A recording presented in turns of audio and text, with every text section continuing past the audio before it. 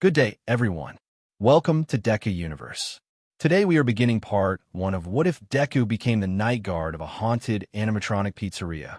The fanfiction is created by Unalovestea on archiveofourown.org. Now let's begin. Hey, did you ever hear about that pizzeria in Shizuoka? It's a super old, retro-looking place that's been abandoned since ages. There are life-size dolls inside and whoever goes inside does not see the light of day. Why, you may ask? Because the children that died there are vengeful spirits now who won't let anyone get out of there alive. Cowering at the sight of the doctor, Eri moved closer into her mother. The nurse seemed to notice her fear and tried to divert her attention by pointing to a huge teddy bear that sat near the doctor's chair. 6-year-old Eri, however, was not to be fooled. It's not going to hurt, I promise, the nurse faltered as Eri started to whine. It was natural for children to be intimidated by needles. Even adults are scared to this day. Come on, sweetie. Nothing's going to happen. Look, her mother suddenly pointed in thin air, and Eri whipped her head in that direction, anticipating the needle. Instead, she was face to face with the teddy bear, held discreetly by the nurse, which was not in her face a second ago. The plushie was fluffy and had a light shade of pink. It was complete with a bow, and she couldn't resist reaching out her hand to hold its fluffy body. The softness of the toy almost eradicated her memories of the situation that she was in, and she proceeded to hold it, whispering in awe. So fluffy, her red eyes sparkled, tinting her cheeks with blush. As if it was on cue, the nurse held her right arm firmly and proceeded to administer the injection within a span of seconds before Eri could start squirming.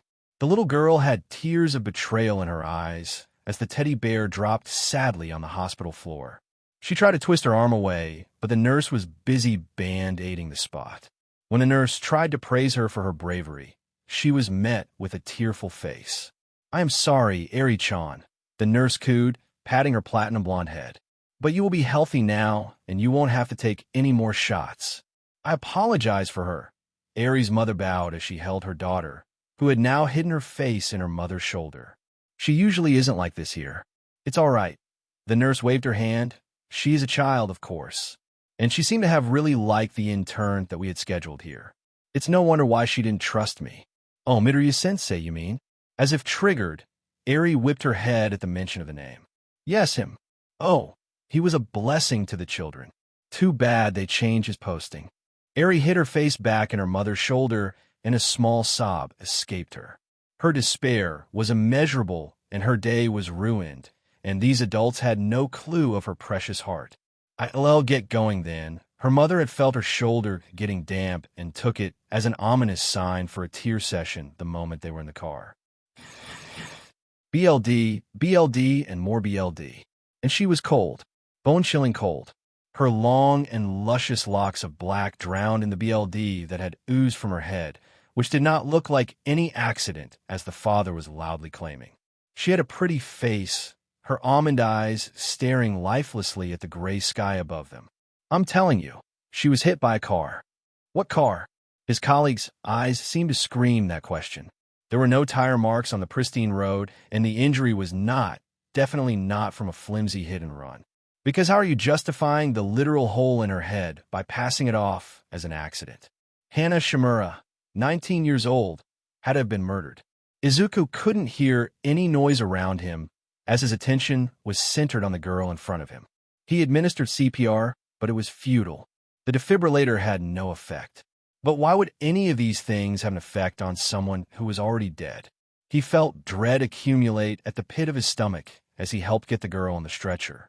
Her hand flopped lifelessly, and he gently took it and placed it on her stomach. Her distended stomach.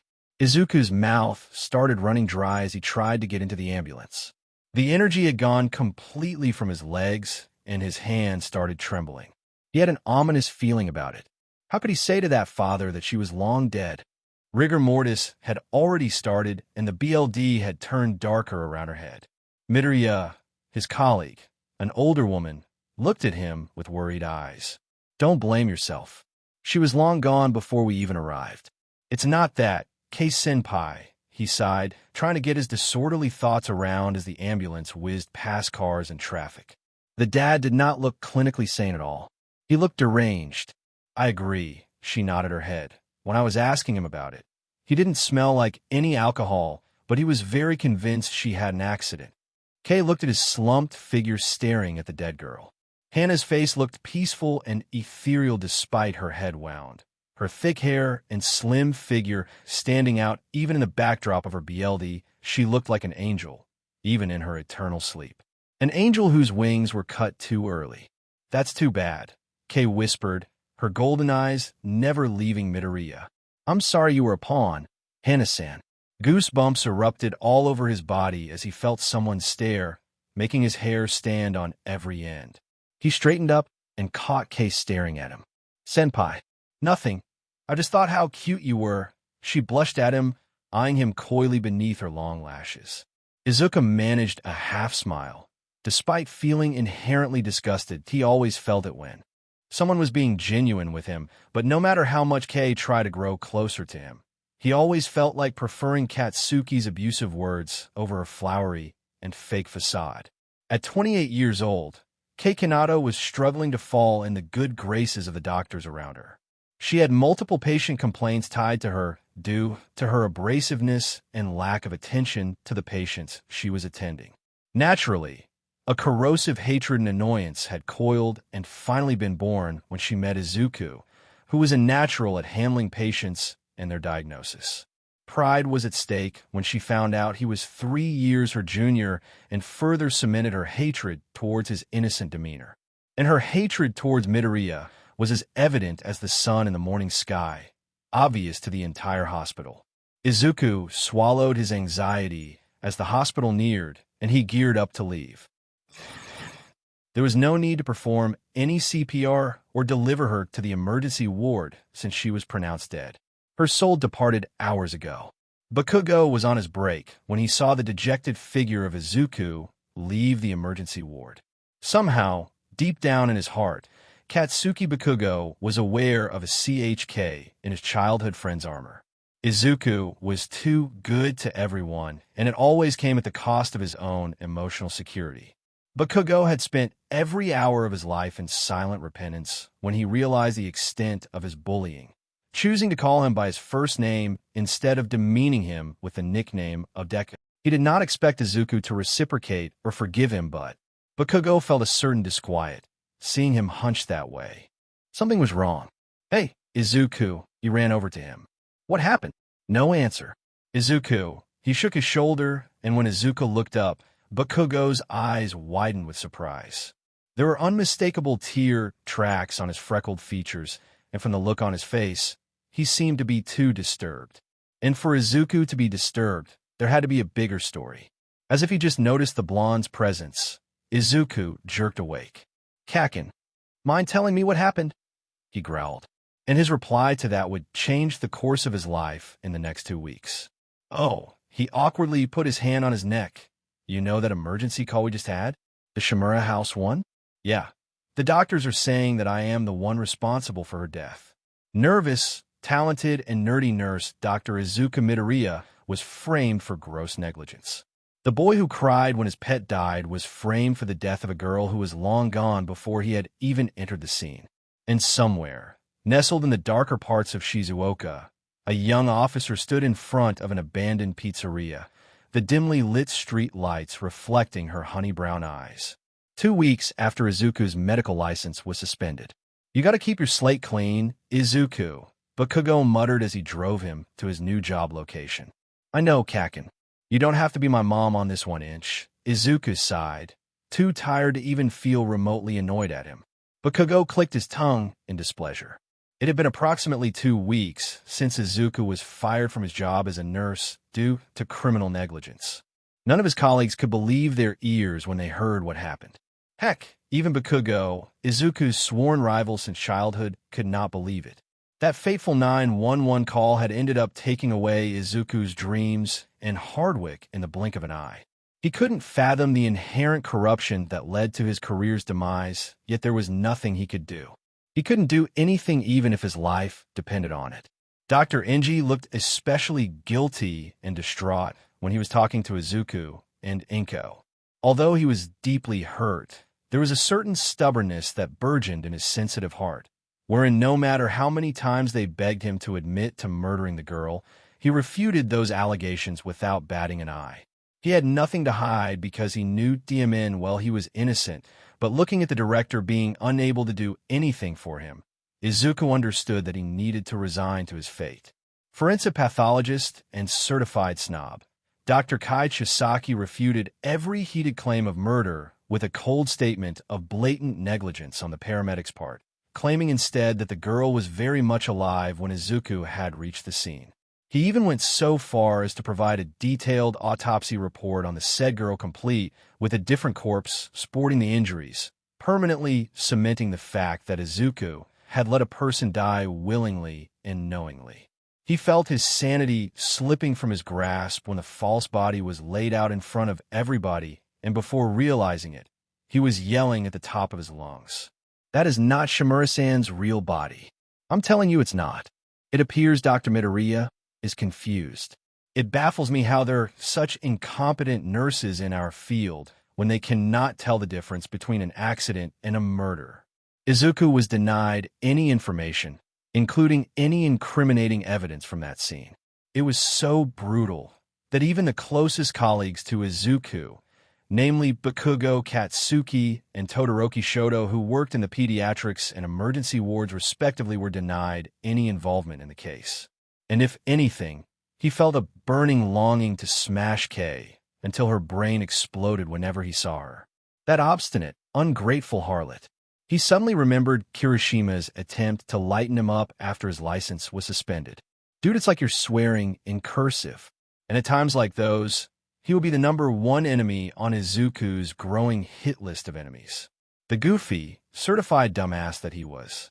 The director of Todoroki Memorial Hospital, Dr. Enji Todoroki, had no choice but to fire Izuku as pressure from the forensic team and the Shimura family increased.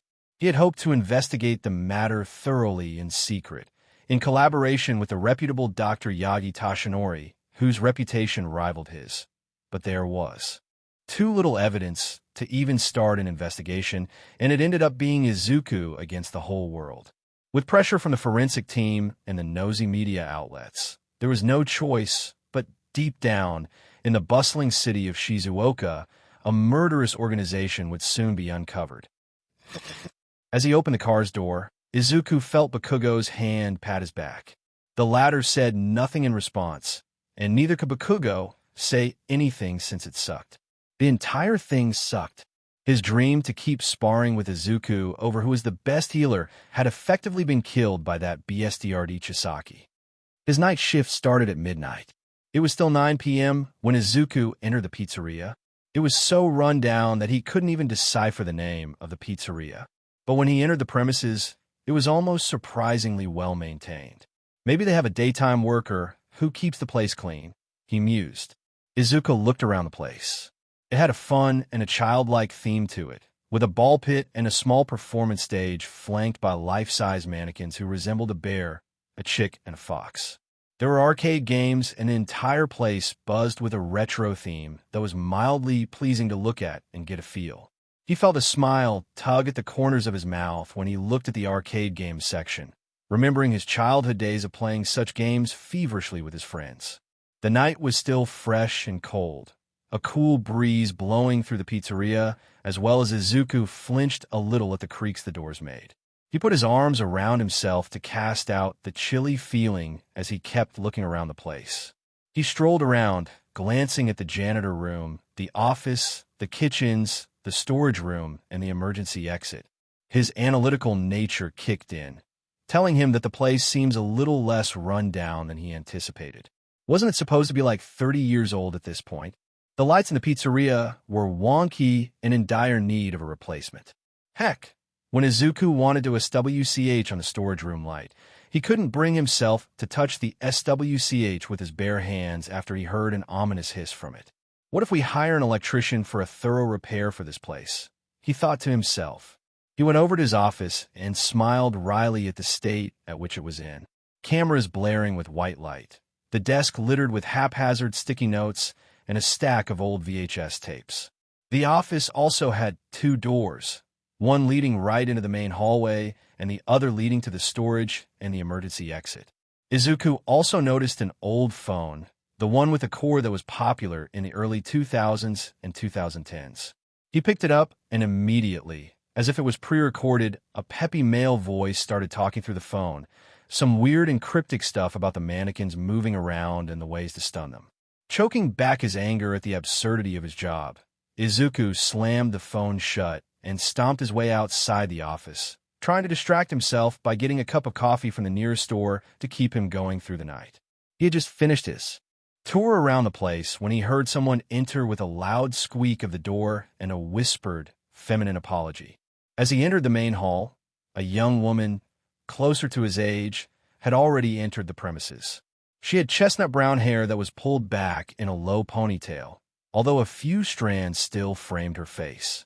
She was in a police uniform, equipped with a gun and all. Somehow, her formal police attire seemed at odds with her innocent expression, as if she was a baby chick navigating the cruel world. Her round eyes and rosy cheeks couldn't deliver the message that she was a hardcore police officer who knew where and who to point her gun at. Izuku felt a swooping sensation in his stomach when her big brown eyes, that resembled endless pools of honey and maple syrup and everything sweet, met him. He discreetly fixed his outfit, which was a loose shirt over which he wore a jacket and baggy pants. Hi, she said. Are you the new hire here? She asked. Yeah, he replied, discreetly smoothing back his messy hair. I see. She kept glancing back as if she felt like she was being watched. I am Uraraka Ochako, the officer in charge of this area, Mr. Night Security. She pointed a badge at her chest. The words police officer were blazoned on the badge with the logo of the NPSC. It's Mr. Midoriya Izuku to you, Miss Police Officer. He managed an amused smile, fighting for his life at Officer Uraraka's aura of rainbows and sunshine. How in the actual heck is this bubbly-looking individual an officer? Okay, Midoriya-san, she chuckled. I just have a few questions to ask you about this place. A feeling of dread settled down at the pit of his stomach, eliminating all the butterflies he was previously experiencing. No, I don't know anything about this place, and yes, I just started working here. He reeled off before she could ask anything. And no, I just had a favor to ask you. I am not in the position to accept anybody's favor. He started to turn away. It was nice meeting you, Uraraka-san. No, please just listen to me, she cried out, coming after him. I just want you to tell me what you find here during your shifts. You want to listen to how I clean up the place and how I see a random fly buzzing through the cams. Is that it? He half-joked. Uraraka accidentally snorted. You are funny, but trust me when I say that I hear a lot of noises whenever I pass by here. A pause. And by that, I mean every single day. 5 children, 2 girls and 3 boys, were attending a party in the pizzeria. Innocent, quirky, and bursting with excitement, they could hardly wait for the party to get started.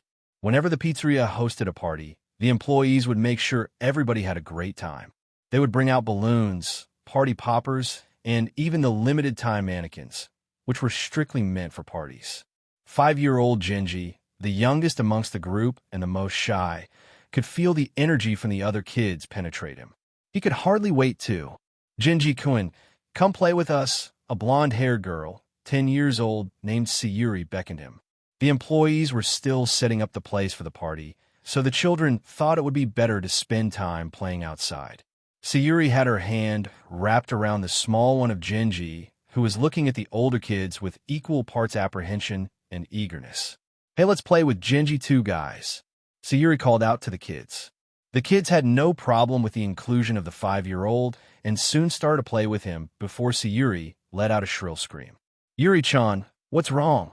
Michi asked anxiously. And my ribbon's gone. Tears seemed to drip from the blonde's eyes. Mommy gave it to me when I said I won't lose it. Were you at the pizza place before coming here? Juno, also a 10-year-old boy, asked. Sayuri nodded tearfully. Then let's go and check it out. If only they had never gone back in, because the news that came the following morning would shake up the entire region of Shizuoka from within. 5 children have been reported missing since the late evening hours of XX0x19XX. They were last seen in the premises of a local pizzeria named XXXXX Pizzeria. The surveillance cameras around the place seemed to be reportedly under repair when the children were in the premises. Commissioner General Yatsubashi Chikura vows to send a task force to find the children and deliver them to their parents as soon as possible. When she finished the story, a thick bead of silence passed between the ex-nurse and the police officer as they stared at each other. Green eyes locked onto the brown eyes, one full with unreadable skepticism and the other brimming with equal expectations. Finally, Izuku sighed and ran his hand through his messy hair. I can digest that info primarily because you looked very animated as you explained it, Izuku shyly said, but if I may be honest with you, I'm kind of short on jobs and mental stability here, so I really don't mind or care for that matter. So what you're saying is that everything went over the top of your head because I looked like a clown? What? No, you looked very No, you looked animated, very lively, as they say, when you were talking about how you saw that yellow chick dash. Izuku pointed his finger to the yellow chick mannequin, stare at you from this building as you were going home from your patrol. The atmosphere was going back and forth, from lively and charged with cheeky remarks to depressing and cold rejections. Look, I would have done something, but I'm banned from this place. She begged him. Please, Midoriya-san, I will pay you back duly. She looked earnest, but Uraraka wasn't aware that betrayal had stung Izuku hard enough to make him lose his trust in everything. Even now, hearing his own paramedic team point out his supposed negligence in the cricket bat murder case filled his eyes with angry and hurt tears. Not even Kakin's abusive nicknames had hurt him so badly. But his heart couldn't bring itself to turn down her offer. She looked genuine, albeit peculiar. Ugh, fine. I'll tell you. He relented with a sigh. But instead of rejoicing, she promptly asked, what do you want in return? Another bead of silence passed as they both stared at each other. I cannot date you or pretend to be your girlfriend, by the way. She apologized in advance, her rosy cheeks becoming tomato red. I wasn't going to ask that. Izuku blushed, trying to remain as cool as her. The last security guard was kind of disgusting, so I brought my gun just in case, she clarified with a businesslike grin. You can never be too sure. Well, he fumbled hard. Izuku thought to himself, you know you are scarier than the mannequins here. He quipped at her, failing miserably to reduce the rising heat around his cheeks and ears. I am aware. Very much so, but seriously, what do you want, Midoriya-san? Her eyes had that blatant honesty and sincerity which only made it harder for him to keep locking eyes with her. But no matter how ethereal someone looked while promising to return favors, it no longer sat well with him. He would rather face a nightmarishly haunted place over getting someone involved in his problems. He shook his head. He had a mild intuition that he did not want her to get caught up in his issues. Very well, I will find out on my own. Thank you for agreeing to help me. Also, she added, I'll give you my email address. You can contact me on that. I thought people use Line or Snapchat these days. I don't want my parents to get the wrong idea about this. It's more businesslike when you use emails. Fair enough. A lesser-known fact about him was that his mother was strict too, unless Uraraka already had a boyfriend. He had a feeling she didn't. Hopefully she didn't. She had allowed him to pursue his dreams and stood tall and strong in his defense. He could never bring himself to say anything bad about his mother, in whose arms he still felt safe. Inko Midoriya was liberal in a lot of her rules regarding her son. But if there was one thing that set her apart, was that she enforced a no-dating rule on him ever since he grew up.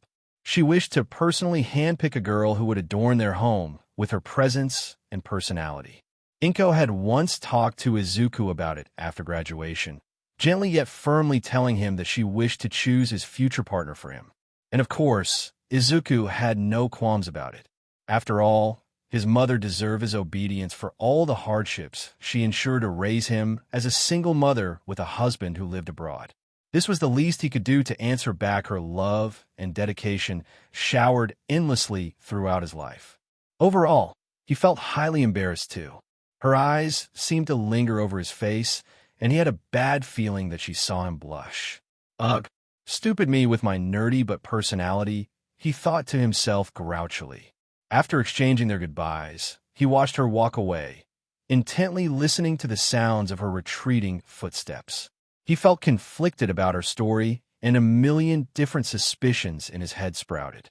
But he wanted to see things for himself, and chose to give her the benefit of the doubt. The first night, headphones, a towering cup of espresso, instant ramen, Netflix on mobile data, in case the shift was boring, and a stun gun. Well, Uraraka gave him the stun gun. She cautioned him about using it properly, and only when he couldn't hold off the mannequins any longer. He did not have the energy to argue with her about the possibility of her story coming true, but her outright honesty and sincerity put a GG on the words that he was about to say. Izuku wasn't the kind of guy to leave tasks midway. He had that perfectionism in him, which forced him to see everything till the end. People thought night shifts were worse, but they clearly hadn't been in a situation that demanded your eyes to stay open. Hiring a guy who has worked plenty of night shifts as a paramedic was practically a lottery one. If any thief or vagrant has chosen this place for any notoriety, they are in for a bad time. The first 3 hours went by without anything significant happening. Izuku was carefully rationing his big cup of espresso because he did not want to down it in one sitting and face going to the bathroom in the dead of the night. And the fact that Uraraka's nasty story about the mannequins had him glancing over at the doors beside him ever so often. He would SWCH from camera to camera, keeping his eyes glued to the mannequins present in their positions despite trying his best not to believe the officer's words. Her words kept coming back to him about a particular mannequin, whose rare presence is often known by an old-fashioned melodic tune. Uraraka had hummed the tune to him in order to give him a practical demonstration, and he almost had the urge to quit the job on the spot. Just how much does this lady know anyway? He pulled his jacket closer to him as a chill ran down through his spine. She could do a great job as a storyteller, he thought to himself, a grim smile on his face. As Izuku got up to stretch, he heard faint footsteps coming from his left. He had the doors locked shut, and both the lights were on either side. He felt his heart rate slightly hitch at the realization that Officer Uraraka wasn't on patrol. There is likely nobody outside at such an ungodly hour. Am I screwed, or am I actually losing it? He thought aloud as he tried to control the tremor in his body. He froze and strained his ears to listen, and sure enough, a gentle patter of footsteps could clearly be heard, no doubt, in the premises of the pizzeria.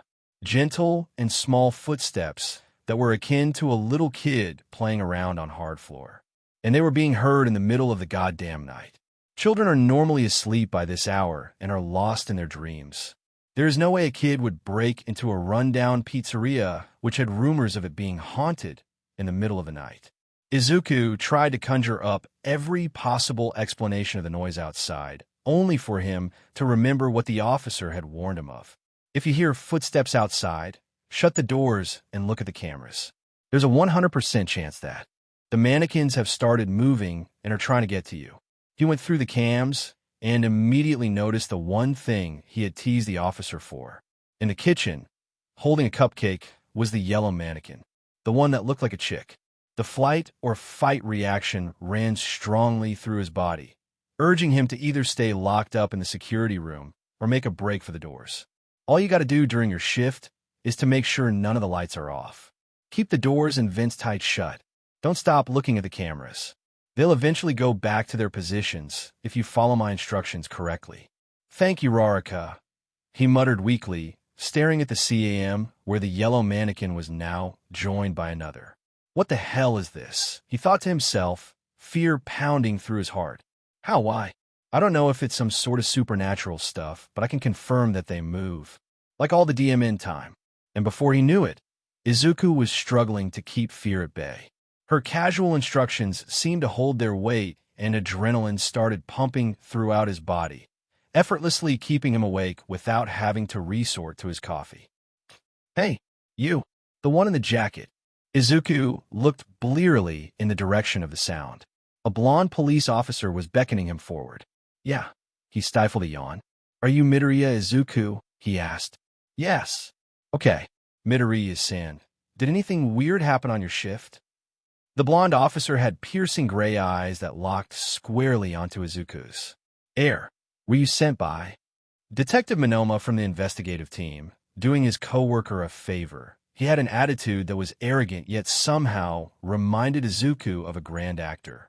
After he had recounted his entire night without missing a beat, Minoma sighed and tucked his notebook under his arm. Izuku had expected him to laugh at him or question his sanity, but Minoma did not do either. Your predecessor had also come up with a similar complaint, he started, but before we could get into it, he disappeared without a trace. My esteemed coworker Uraraka has had a similar experience, which she chalks it up to either supernatural or a potential murderer who is hiding behind this dash. He gestured towards the pizzeria, facade of a pizzeria. Is this actually an issue? Then why is Officer Uraraka banned from here? She tried to force the issue, pinned it all up to the one man she wasn't supposed to, and her rank dropped down from sergeant to officer. She got demoted. At least, she didn't lose her job or got slandered. Izuku thought grimly, but he knew getting demoted was just as bad as being terminated. Minoma smirked, but it wasn't remotely humorous. If anything, it was threatening. His gray eyes pierced straight through Izuku's green eyes, commanding him wordlessly to keep looking at him. So, Mr. Night Security Guard, this talk starts and ends right here. Nobody must know, not Uraraka, and not even that childhood friend of yours. What? How did why dash? I did my homework before I met you. Turns out my ditzy co-worker forgot to do hers. Anyway, I hope you stay safe. Thanks for your time. And with that, Detective Minoma left him. Izuku sighed, his shoulders sagging as he did. How'd he manage to find trouble again? Izuku woke up in the afternoon to the smell of a delicious hot pot. Normally, the day when his mom cooks hot pot is the day Bakugo comes over to their house for lunch. A more concise explanation being that Bakugo simply loved Inko's version of hot pot, which was spicy and flavorful. Izuku wasn't a fan of too much spice, unlike his mother who absolutely adored that kind of flavor. Knowing how her son's childhood friend also loved spice, Inko never missed a beat when calling Bakugo for lunch. He would try to refuse, but stubborn Inko would exercise all of her strength in getting him to eat with them. Izuku was starving after a night full of glaring mannequins and paranoia. How was it? Bakugo asked tentatively. A secret. Pretty easy. No one really comes there. Bakugo stared at his plate in thoughtful silence. Izuku tried to eat his vegetables a little noisily as he worked to appear nonchalant. If there was one thing that Izuku both admired and sincerely disliked about Kaken, it was his ability at reading people to the T. Todoroki tried talking with his old man about you, he said. Not what he expected, but still a little relieved he did not try to pry any further. Also, Todoroki never went out of his way to seek any kind of conversation with Enji, so he felt a little happy that his friend went out of his way to try and help him. Was it the typical "there is no evidence, cannot prove if innocent"? Yeah, he answered glumly. Izuku chowed down the vegetables with relish despite the seriousness of the conversation. He had sunk back and forth into depression far too much to take this kind of conversation seriously anymore. He had lost hope the moment that stupid autopsy report came.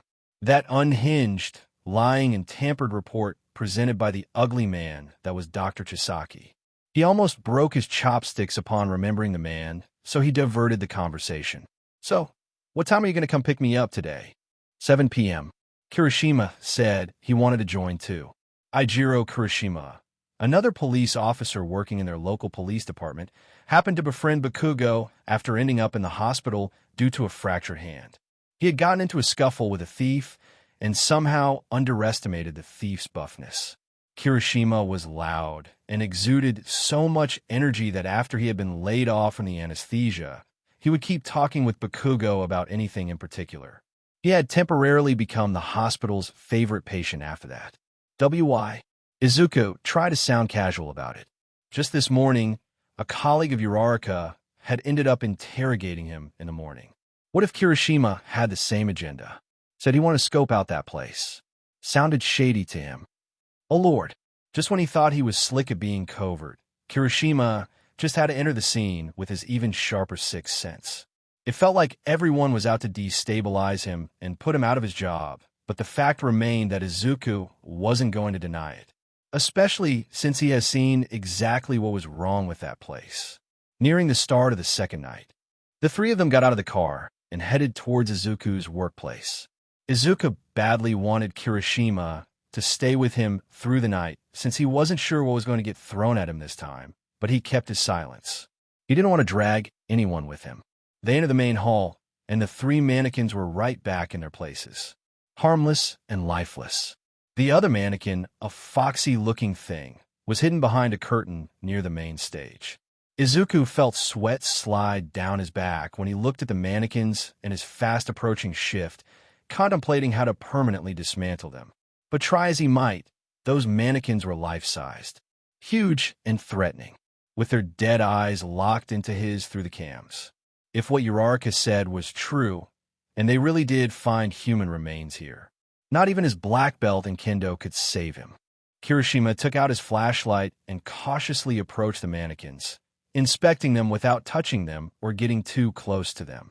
10 minutes into checking them, he finally pointed out something to Izuku on the mannequin that resembled a huge teddy bear.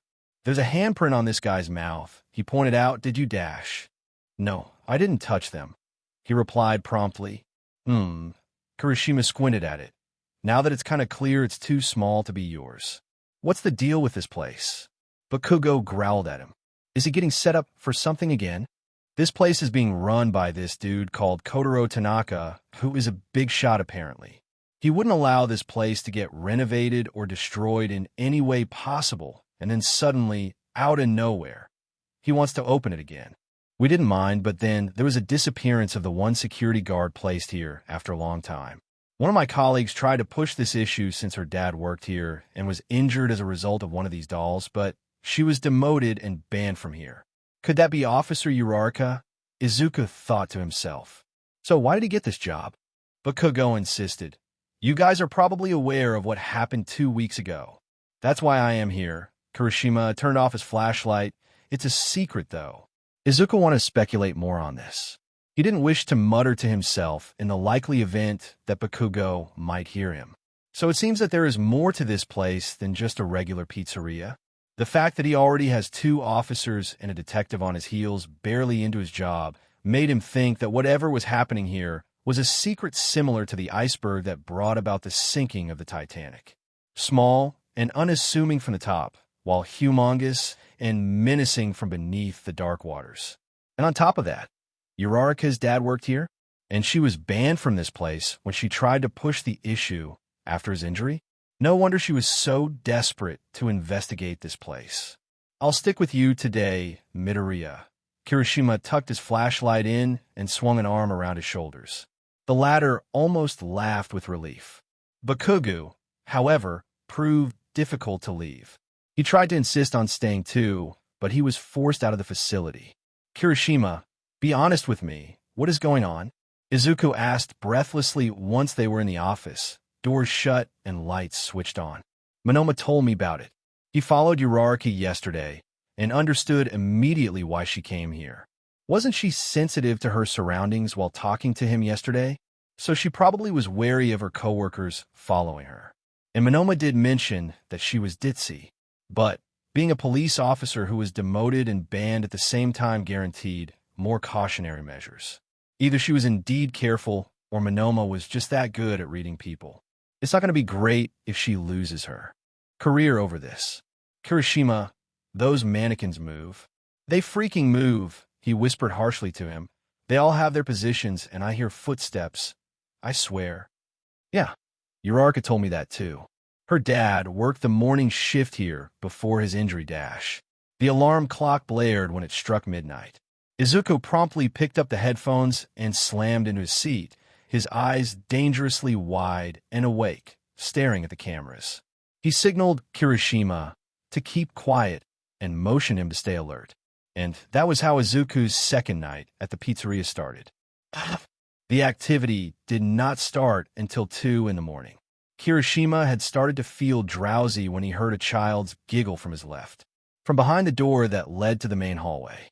Izuku motioned him not to open the door and to not let the lights die on them, since the lights often flickered and switched off randomly.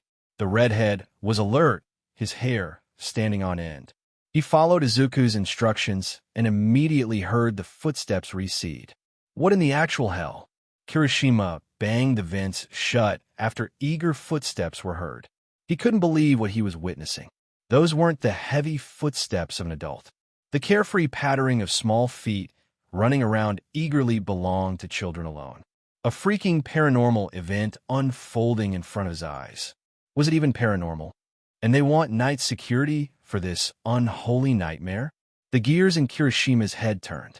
This can't be real. It just cannot be real. Listening to someone else say it hits differently than experiencing the same thing yourself. And Kirishima was not liking the experience. "Come and play, Mr. Redhair," a young boy's voice echoed from the door on the right. Kirishima hurried to it as Izuku flicked through the cams. He begged the lights to stay open the entire time until the footsteps receded. Heart racing and the fear pounding through his veins, Officer Kirishima was stunned and scared as he survived the second night. The morning dawned on them pleasant and warm. It seemed that the mannequins automatically stopped as soon as the clock struck 6. When the actual horror game movie was that? He blurted out to Izuku as soon as they stepped outside the pizzeria. "That stupid teddy bear kept calling me," in a kid's voice. "How did you do this alone, man?" Before Izuku could answer his companion's burning questions, he heard the familiar voice of Detective Monoma call out to them. Monoma and Kirishima's insistence to remain invisible to Uraraka about their involvement in the case irked Izuku a little bit.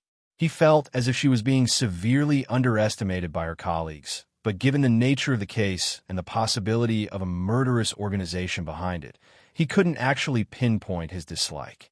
It just felt so familiar. And, interestingly enough, he didn't really dislike those two either. They seemed to brim with good intentions and looked like they really wished the best for her. Still, it felt like before, from when his license was taken away.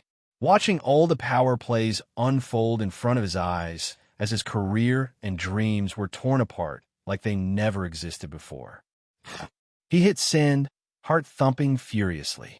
Izuku almost regretted asking her about what happened to her, but there was this awkward and new longing. Longing? No, hell no. It's a type of curiosity. Yes, that's the proper word. He had this curiosity ever since the story she told him. If you look at it from any angle, she had specific instructions about each mannequin, and even knew about the existence of another unknown entity whose entrance is marked by music. As he mulled over this, a ping from his computer broke his train of thought and had him glued to the screen. She actually replied, "Dear Midoriya-san, Midoriya-san. Oh Lord, have mercy on my pathetic heart." He paced his quivering hand on his mouth to stop his mouth from grinning like a clown.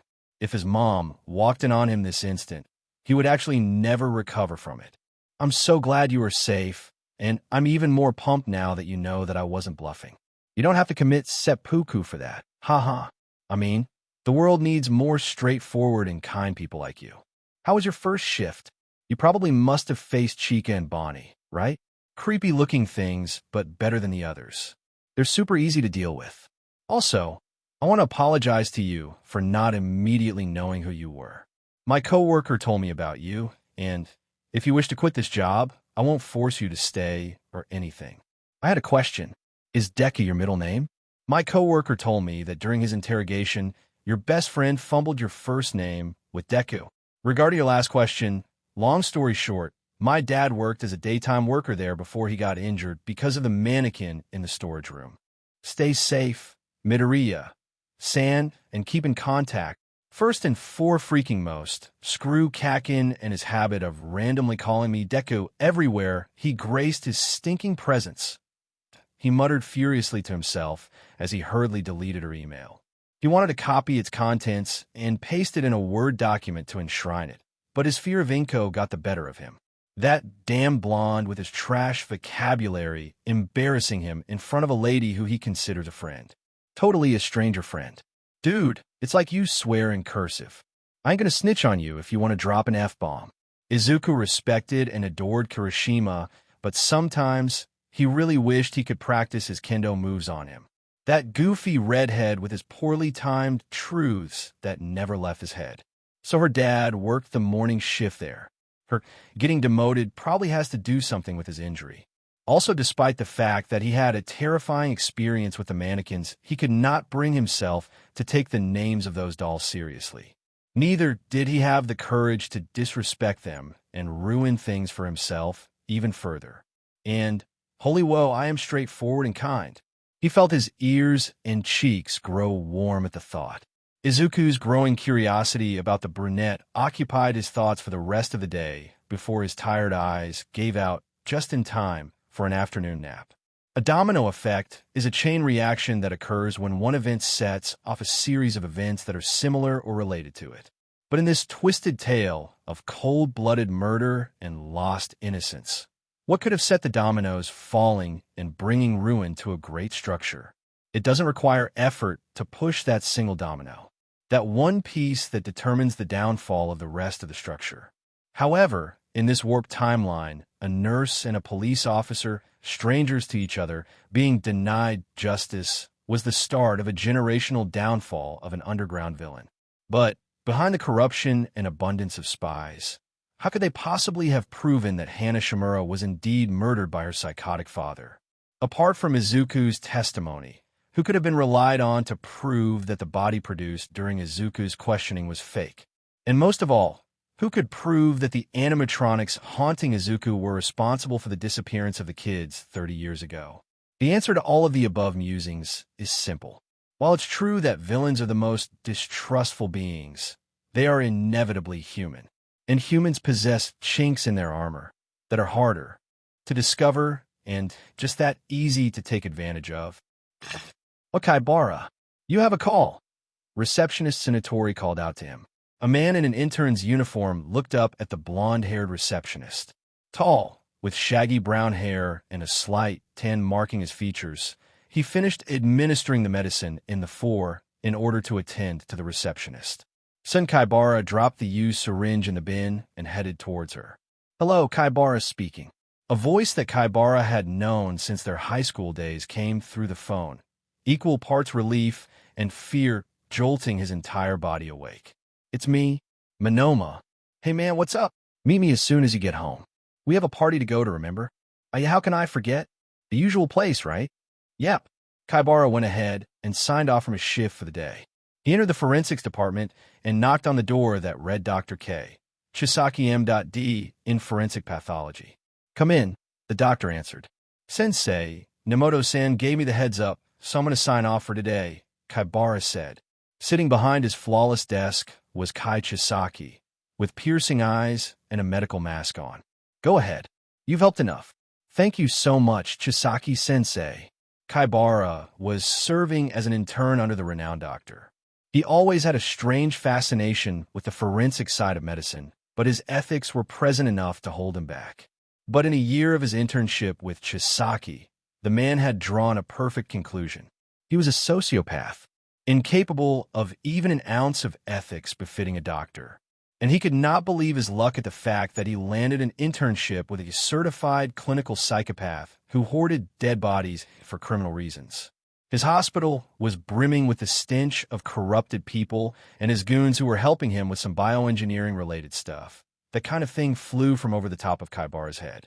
But Kaibara had his ideals clear. While he was a student under the beloved Dr. Tashinori, he was consistently taught one thing. Nobody trusts a doctor more than his patients. And to violate that trust would be a horrifying thing to do as a human being. While he had wanted nothing more than a peaceful time as an intern, things did not obviously go the way he wished. Around 2 weeks before Kaibara was roped into the entire mystery, he had overheard a conversation between Chisaki and an unknown caller. He couldn't exactly decipher the conversation, and fearing for his career, he discreetly left. But when he was about to sign off from his shift at night, he witnessed the medics bring in a battered-looking corpse of a girl with black hair. From the brief second that he saw the gurney passing by him, the slightly red pillow beneath her head gave him an idea behind her demise. But he still had no idea that the death of this girl caused quite the uproar in the rival hospital called the Todoroki Memorial. The events still fresh in his tired head, Kaibara arrived in his home and proceeded to call it a day. He hadn't had any morning shift the next day, so it was the perfect opportunity to earn some extra sleep. But before his worn-out body relaxed against the soft futon, his phone rang. The caller ID showed the name Monoma. A queasy feeling settled at the bottom of his gut as he leant forward to pick up his phone. Monoma never called at odd times, and when he did, it was normally to do some covert CRP that only your BFF in the medical field could accomplish, like producing illegal BLD reports of an unregistered BLD sample. And needless to say, Kaibara hated that. Little did son Kaibara know that Monoma had more than just a BLD sample for him to investigate. Monoma, I thought I told you not to call me there. Kaibara's carefree mask slipped out the second he saw Monoma's face. Do you want me dead? I think you are forgetting that Lieutenant Amajiki, of all people, is working as a janitor in Chisaki's office so that he can keep an eye on you. Kaibara cursed under his breath. They were in a dingy izakaya secretly owned by the Commissioner General of the National Police Agency, Kiego Takami, to exchange information with each other. Takami's networks were huge and intricate, and each sector had a specialized branch of spies and snitches. However, the case currently being handled in secret by Uraraka was in fact not a case of local emergency. Heck, even the birds in Shizuoka could be considered safe from that threat. It was a regional emergency instead. Emphasis on regional, because the pizzeria had more to it than just haunted mannequins. It was the #1 suspect in a child kidnapping racket, and the unconfirmed yet suspicious person between all of it was Dr. Kai Chisaki. Approximately 6 months prior to his daughter's demotion, Haruto Uraraka was working the morning shift at the problematic pizzeria. His mornings were relatively smooth in contrast to what his then night shift colleague would tell him. Haruto Uraraka was not the type to actively seek out trouble, but one fine day, just before the night security guard left, a BLD curdling scream was heard from the storage room, just after Haruto had gone there to retrieve the cleaning supplies. The previous night security guard, Ken, raced to the source and found Haruto struggling to retrieve his arm, which was stuck in the mouth of a golden bear mannequin. BLD was pouring out of the mannequin's mouth, and it took every ounce of Ken's strength to pry the mouth apart to release Haruto's arm. The lights started flickering all of a sudden, and a bizarre music started to play. Ken supported the bleeding Haruto and chose the nearest exit door to leave the place. As soon as they left, an ambulance was contacted and a statement was issued regarding the accident. Ken glanced behind him at the pizzeria and through the window. He could swear he saw a pair of eyes that stared at him menacingly. Mr. Uraraka's statement, combined with Ken's testimony, proved to be futile. When they went back to check for the evidence, the entire place was sparkling clean, and the storage room had no sign of a struggle. Even the teddy bear that trapped his arm looked unscathed. The security cameras in that place were fully functioning, so even when that investigation happened, the camera in the storage room turned out to be destroyed. There was no salvaging evidence from it. One of the speculators even coldly dismissed the man's injury as a suicide attempt. When Ochako Uraraka was still in the position of sergeant, she painstakingly scoured out the place during the day, covering up the cams, deleting those days' files to avoid suspicion, and being very careful not to leave traces. She collected samples from the mannequins and even snagged a ragged pile of papers from the security office. Days blended into nights and then bled into months as the countless hours of collecting evidence were spent. Her room had become a mess of suspects, coffee, and unwashed sheets. But the one wall in her room that stood out was the murderabilia board, pinned to the brim with her findings. But, just like her father, cursed with foul luck, her evidence was rejected, and when emotions got into the way of her injustice, a demotion notice was issued. The captain of their department, Yatsubashi Rikia, was furious with her allegations and almost reached out to hit her. But the interference of Chief Yairozu was enough to put him in place and to lessen Uraraka's punishment.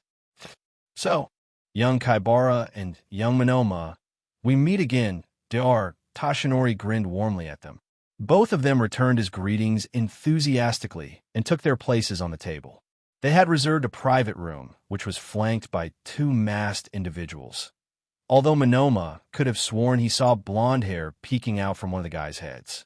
and the other seemed to slump his posture ever so often, as if he hated being there.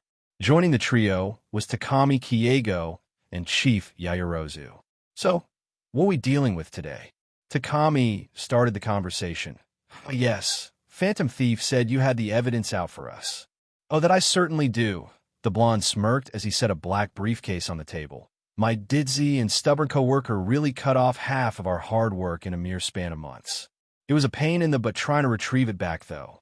The briefcase snapped open, revealing the supposedly disposed evidence that was ordered to be destroyed the night Uraraka presented them. Chief Yaoyorozu's eyes crinkled with disappointment and guilt. The least he could do to keep the young lady's career was to demote her. It was a grave injustice to her, and it felt shameful to be part of a system that does the opposite of what they were supposed to do. "Before we look through these," Takami continued, "tell me about that cricket bat murder." "A little birdie told me that one of the paramedics who attended that 911 call was fired due to negligence." An anonymous tip. "That wasn't true," Kaibara intervened. "Rigor mortis had already started before she was brought to the hospital. It was approximately 2 hours since her death." The intern that day was right. The forensic intern produced the actual autopsy report and kept it on the table. An alibi was created in the form of a substitute body having the same black hair and injuries that were from an actual accident. "I'm assuming the body was disposed of?" Tashinori asked. The guard outside their room audibly sneezed loud enough to enter their conversation. "I guess so," Kaibara answered meekly, a drop of sweat on his forehead almost outing him. It was the most difficult part of being involved with the criminal side of the world. The facade of serenity needed to maintain his innocence almost drained Kaibara's energy. Hana Shimura's body went through an unceremonious departure after the case was settled down. Her ashes were dispersed anonymously, and every trace of her DNA was wiped out of existence. If she was lucky, her relatives were left only with her memories at this point. There was no way that they could salvage her corpse without Chisaki knowing about it. Takami and Chief Yaoyorozu pawed through the stack of papers as Dr. Tashinori exchanged banter and pleasantries with the other two. This Midoriya really has a thing for trouble, doesn't he?" Commander Takami sighed. He held up his profile photo as he leaned back in his chair, looking at the round green eyes that somehow made the intern have a boyish aura about him. Takami had seen many cases of innocent-looking killers, but the evidence for this particular one is enough to prove that Izuku Midoriya was truly innocent. "I guess it is on par with this daring young officer," the chief laughed. "Whatever, they both just made a lot of things easier for us now." Uraraka really wanted to have an all-out talk with Midoriya, but boundaries were made, and she especially did not want to broach the subject of his lost job. She had a million different conversations with herself about how she would mention it in her mails, but she couldn't type it out if her life depended on it. If anything else, even she hated it when the topic of her demotion was brought about by others. She kept going back to the one mail he had sent after his third shift, which was somewhat funny. "Dear officer, I kind of hate myself for making fun of you at the expense of that yellow chick. It is the most annoying animatronic that I have to deal with. It seems like you don't do night shifts anymore. Did you get snitched on?" Businesslike and to the point. Not even the least bit funny. Who was she even kidding? Ugh. She buried her face in her palms, rubbing her tired eyes. She hadn't seen him since that time she asked for his favor. Her location changed the day after she met him, and she almost always passed out with exhaustion in her living room in her uniform. But there couldn't have been any point in meeting him, would there? They are communicating well enough through mails. And it's not like she was starved of friends to talk to. But still, he was too bashful to forget. He looked more like a maiden than she could ever. With the way he looked at her from beneath his lashes, unable to hide the not-so-subtle redness on his cheeks and ears. She almost giggled from embarrassment at his reaction. And it was the first time someone looked at her that way, in a way that she never once received. Uraraka hated herself for thinking that way, since there was absolutely no way she could even end up with him. Her parents were built different from the others, yet had that subtle trait of upholding family traditions and beliefs. They raised her well, spoiling her with abundant love and support, and never made her feel inadequate. Even when there were times a random lady commented on Ochako's chubby features, her parents knew her well enough and cheered her on, knowing how hard she worked and needed nutritious and wholesome food to keep her well.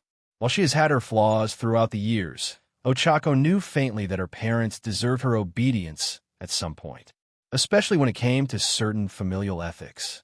Her parents had a strict, no dating rule. In her mother's words, "Leave the matrimony to me." Ochako never really minded that. And anyways, looking at the present scenario of her trashed bedroom, demoted career, and unresolved justice, who would want to date her anyway? In the back of her troubled thoughts and feelings, her mind had already registered that messed up hair and painful smile. "Ochako, get down here for dinner," Haruai Uraraka called out. Uraraka answered her mother's calls and got up from her desk after a grueling 3 hours of pointless scrolling on Twitter. As she stepped down the stairs, she could hear her mother bustling about in the kitchen. "What ya cookin'?" Uraraka poked her head behind her mother's shoulder as she cut some spring onion. "Beef curry. You set up the rice, I'll get the curry." Here." She put up her hair in a bun and set off to work. Soon enough, the household was filled with the fumes of the curry, and the family of 3 settled down to have a hearty meal. Halfway through the meal, Haruto finally said, "Ochako, sweetie, are you not sleeping well? Those eye bags look huge." She chuckled. "The night shifts are actually draining. Sweetheart, your father may be backward, but he can tell the difference between staying awake for a job and staying awake by staring at the board up in your room."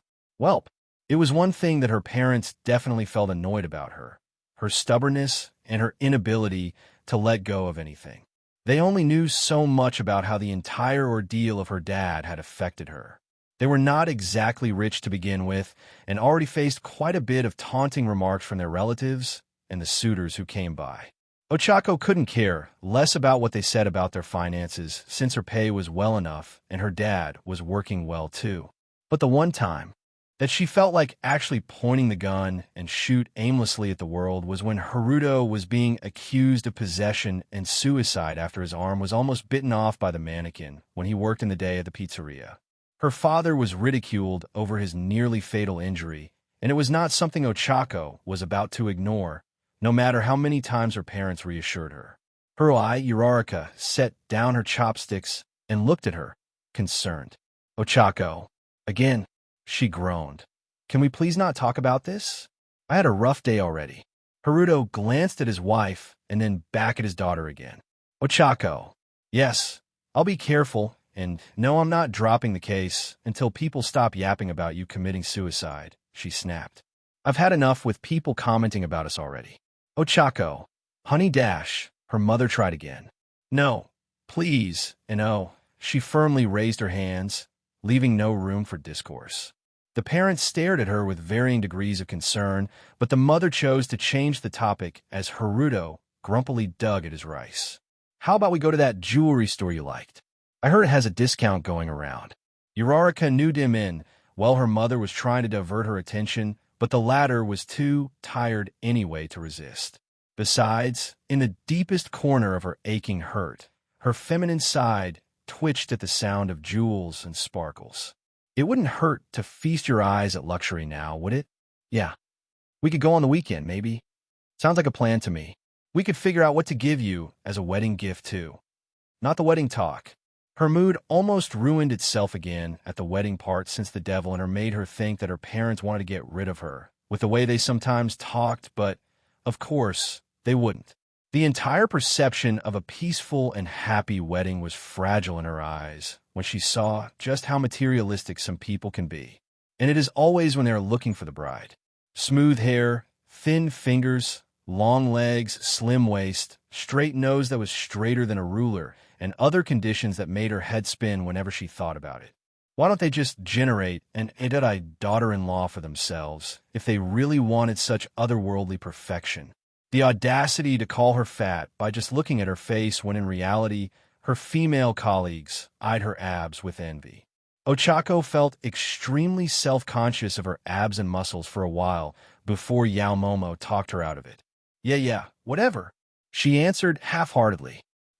Back at Takami's headquarters, the team was fully going through the evidence provided by Monoma, which he had managed to snag from Rakia's grasp.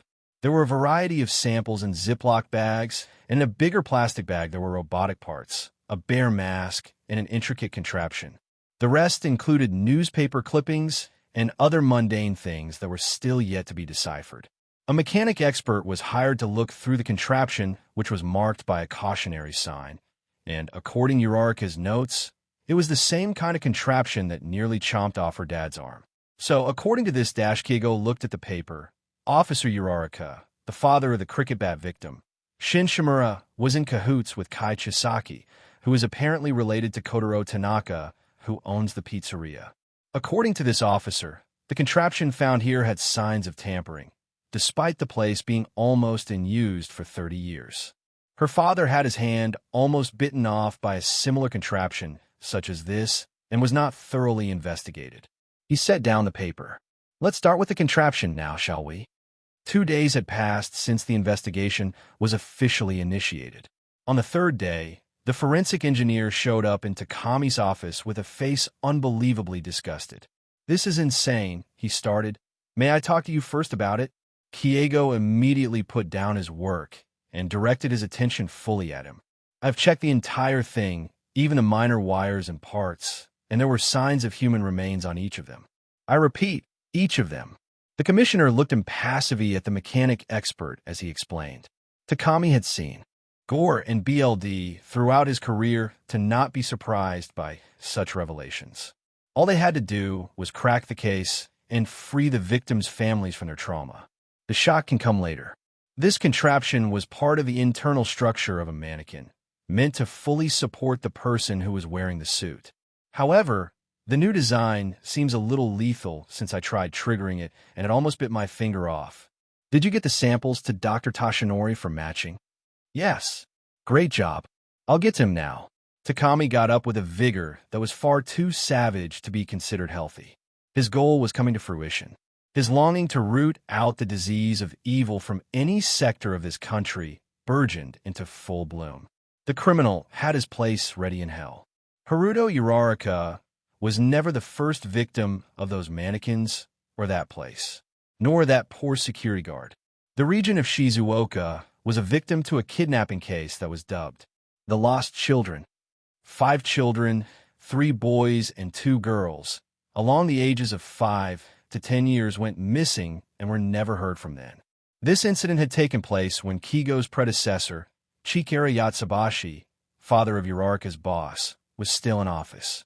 According to Dr. Tashinori, the incident was so serious that people speculated that the lost children were already killed or left to die. The said children had last been seen in the pizzeria, which was owned by Kotaro Tanaka, a close aide of Chikara.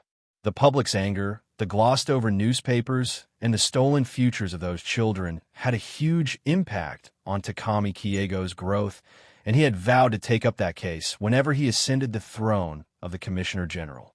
After the downfall of his predecessor, 30-year-old Takami ascended the throne and started reaching out to the families of the victims.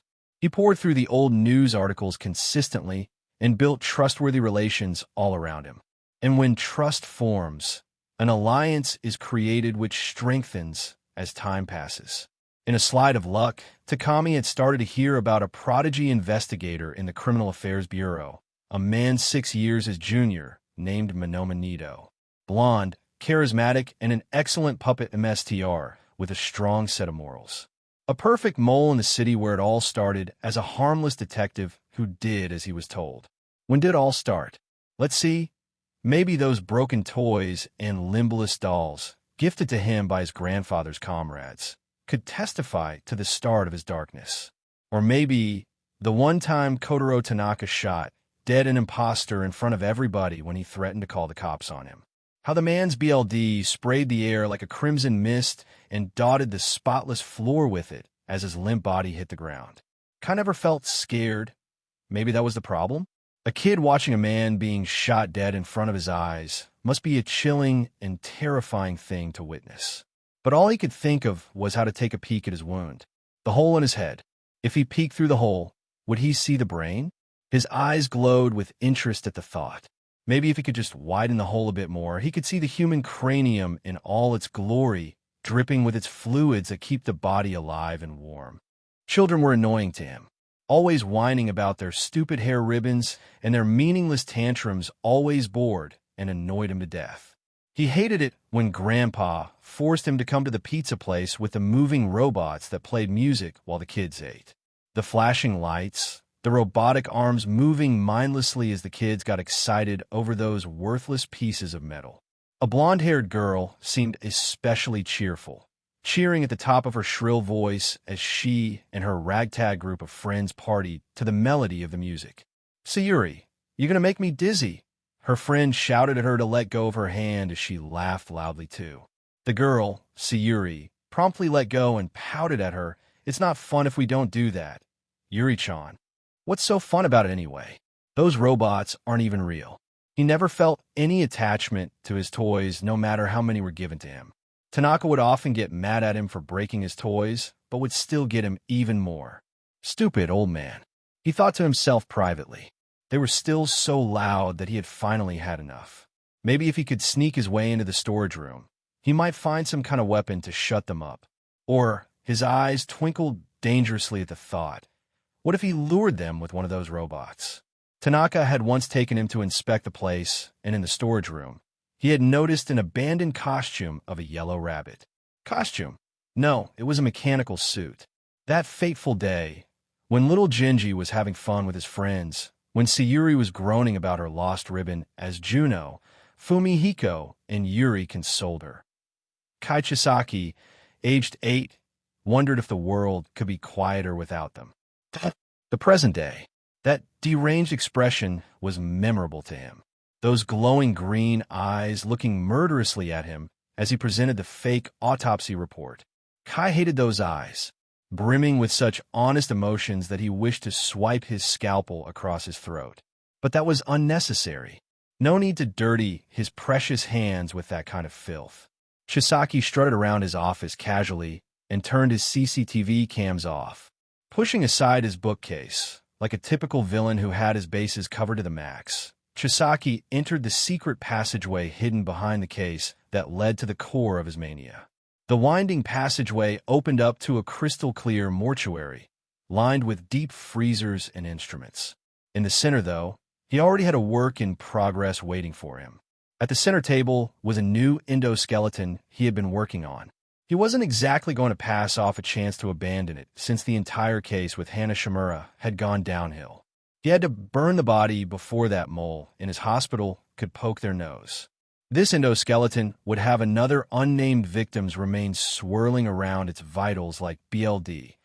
Just another silly creation to scare off those noisy BSDRDS who dirted his place. It had been a while since he had even stepped foot in that place, though.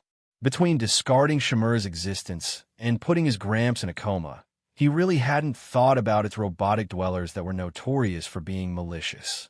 If all was going as planned, Nemoto must be making sure the cams in that place are functioning and the place is being maintained well enough before Kai could add more animatronics and expand it a bit more. Juno, Sayuri, Yuri, Jinji, Fumihiro. A wild grin appeared behind his mask. Those new animatronics need new fodder now, don't they? A week later, after the evidence landed in Takami's hands, Ochako had a lucky break in the form of a morning patrol. She had gotten so many night shifts due to a notorious stalker harassing women left and right at the metro station that when he was finally arrested, Uraraka landed a blow to his face a little too harshly when he tried to resist. Despite the break, her heart was not in the right place. Midoriya's emails were regular, but there was a pattern to it that unsettled her. Every mail that he sent felt like he was being harassed more and more by the dolls. In a recent email, he even talked about how another mannequin had made itself known, the one who was notorious for switching off the power of the pizzeria. He was lucky enough to reach the end of his shift when that entity made itself known. By this time, it had already been 10 days since she had met him or even went past that place. When she was wondering what to give him as compensation for the trouble he was going through, she heard Monoma in the next room talking loudly about the cricket bat murder that had taken place 2 weeks before she met Midoriya. Her heart sank when she heard that Midoriya had lost his job over a screwed-up accusation, a pain that she could very well relate to. If there was one thing that Ochako didn't miss, it was that someone was out to get her. She wasn't as ditzy as. Monoma often teased her, poking fun at her whenever she made a silly mistake by putting on a great show of how she could have totally avoided it.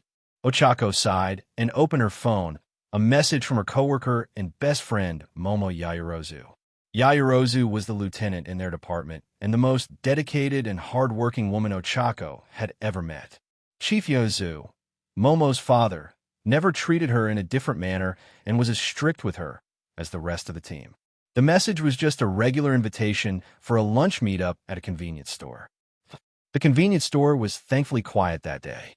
Ochako was just about to place a call to Momo when she noticed a head of long black hair from the instant noodles aisle. Hurrying over to her, Ochako slapped her shoulder by way of a surprise. Surprise! She grinned toothfully at her friend. Hee, I knew you wouldn't deny my invitation since today is a lucky break for you. The lieutenant answered back her friend's smile with her own. Momo stood tall at 173 centimeters, with thick glossy hair and appealing onyx eyes. Unbeknownst to her, Momo was the most ethereal and undeniably pretty member in their department, being the crush of most of her male colleagues.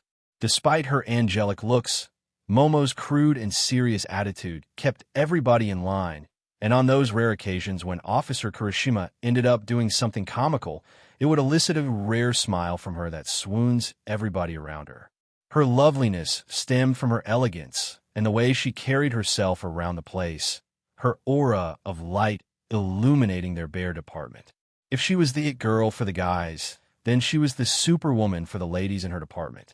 Ochako happened to be one of the few people around her who knew of her internal conflict and constant second-guessing. While there hasn't been a single time when operations led by her ended up in failure, Momo was constantly looking towards tactics that could improve her skills. A perfectionist through and through. Both of the women decided on cheesy ramen, ice-cold chocolate milk, and onigiri. For dessert, both of them went for vanilla ice cream. A perfect, stress-free lunch for a perfectly normal day. Well, it could have been called normal if the entirety of her grueling night shifts away from the pizzeria were not pre-planned. The meal was worth it in every possible way. The stretchy, velvety cheese mixed with the steaming broth of the ramen created an interplay of flavors that reddened their cheeks with pleasure.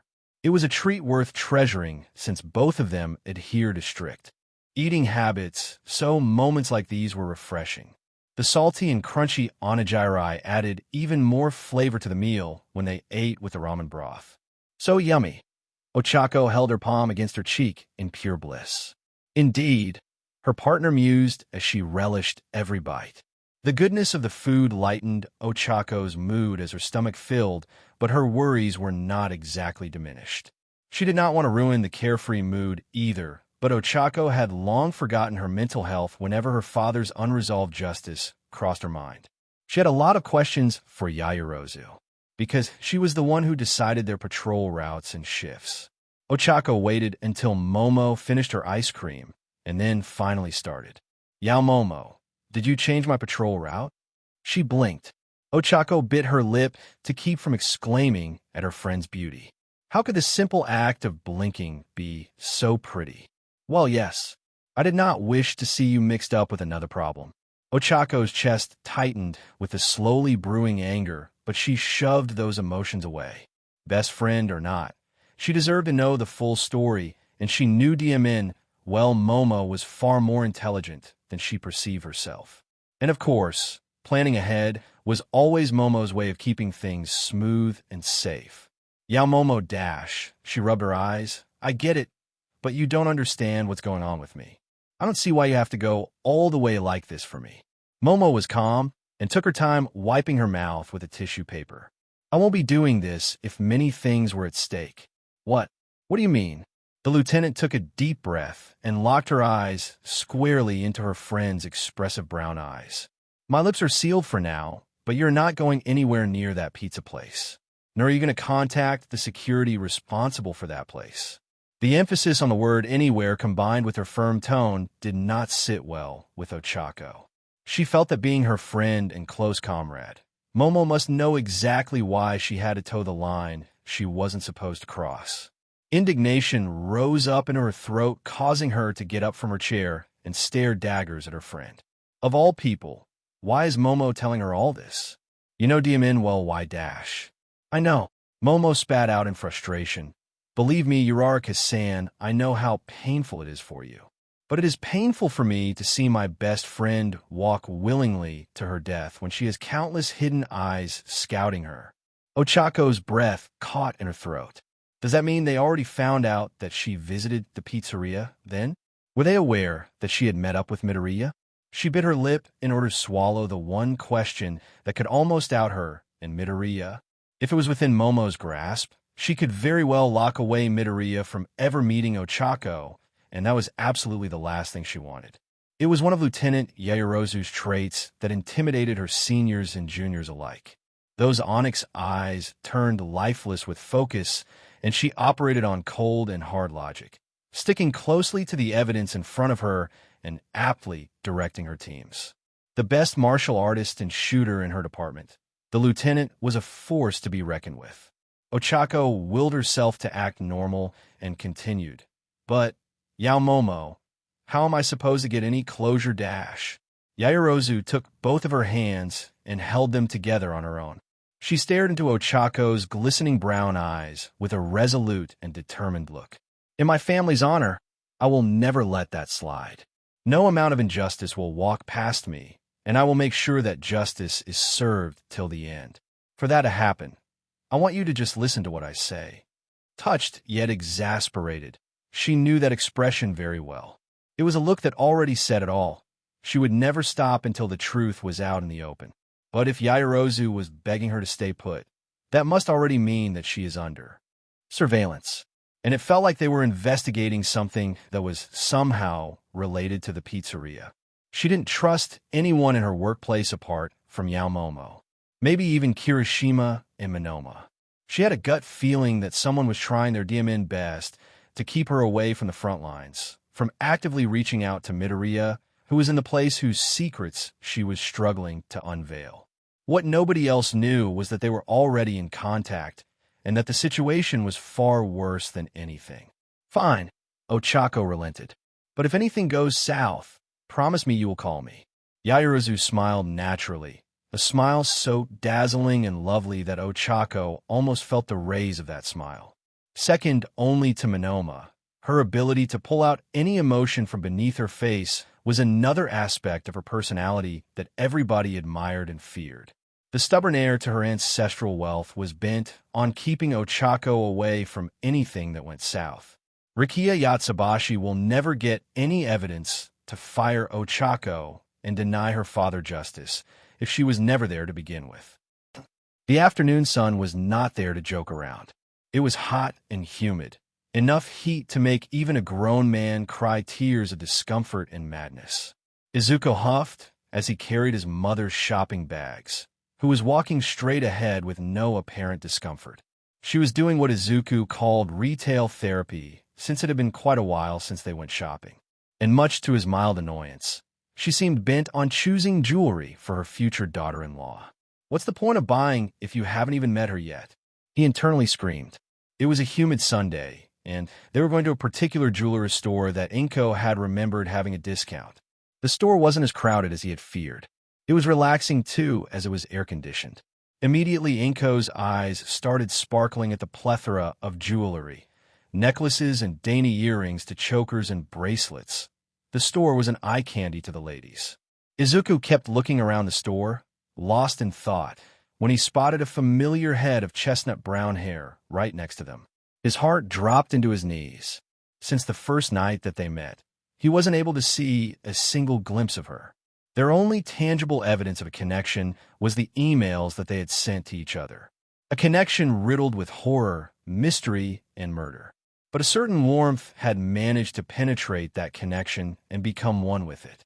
Because, when her head turned, almost as if she had sensed him, and their eyes met, Izuku Midoriya could swear that he had never seen eyes that could threaten to swallow his heart and soul.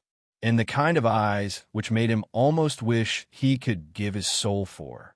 Her eyes widened at first, and then, with a painful rearrangement of her features, she managed to look a little less surprised and gave him a tiny nod of acknowledgement before turning to a lady next to her, most certainly her mother. Why was he acting this way? Where did this desperation come from? Why couldn't he keep from glancing at her every now and then? Inko kept asking him his opinion over and over, and he had to keep himself physically restrained from looking over at her so that his mother wouldn't suspect a thing. He was baffled and scared at himself for it. Why was he so interested in her when he didn't even know her favorite food? Does he know her likes and dislikes? Does he know what really happened to her and her father? He doesn't know a single damned thing about her, except that she was the woman who asked him for a favor and exchanged banter with him on his first night as the night security. He remembered the aura she had, a soft, glistening warmth that she brought. The same warmth and glow reflected back in those eyes that he could never stop comparing to autumn leaves, maple syrup, and honey. Those straightforward interactions buzzed with tension akin to electricity, making him feel like he was teetering at the edge of something more. That fateful encounter in the pizzeria, as he struggled with his depression, felt like the world stood still for him as she walked into his life. He was seized by this sudden urge to claim the moment her presence made itself known, but a sense of responsibility, tinged with the morbid fear of vulnerability, prevented him. If, in another universe, where the sky was a boundless blue and he wasn't chained with criminal records or BLD-thirsty mannequins, could he hope to even reach for her hand? Izuku, look at this pendant. Isn't it appealing? His mom pulled the sleeve of his shirt, pointing at the necklace in the box. It was a silver necklace, with tiny crescent moons and stars on either side of a pastel pink heart jewel in the middle. Izuku shoved the officer's image from his head and tried to focus on the necklace instead. It looked ethereal indeed, with those tiny stones accentuating the simple design. It's really pretty. You should take it, he told her, knowing full well she wouldn't wear something like this.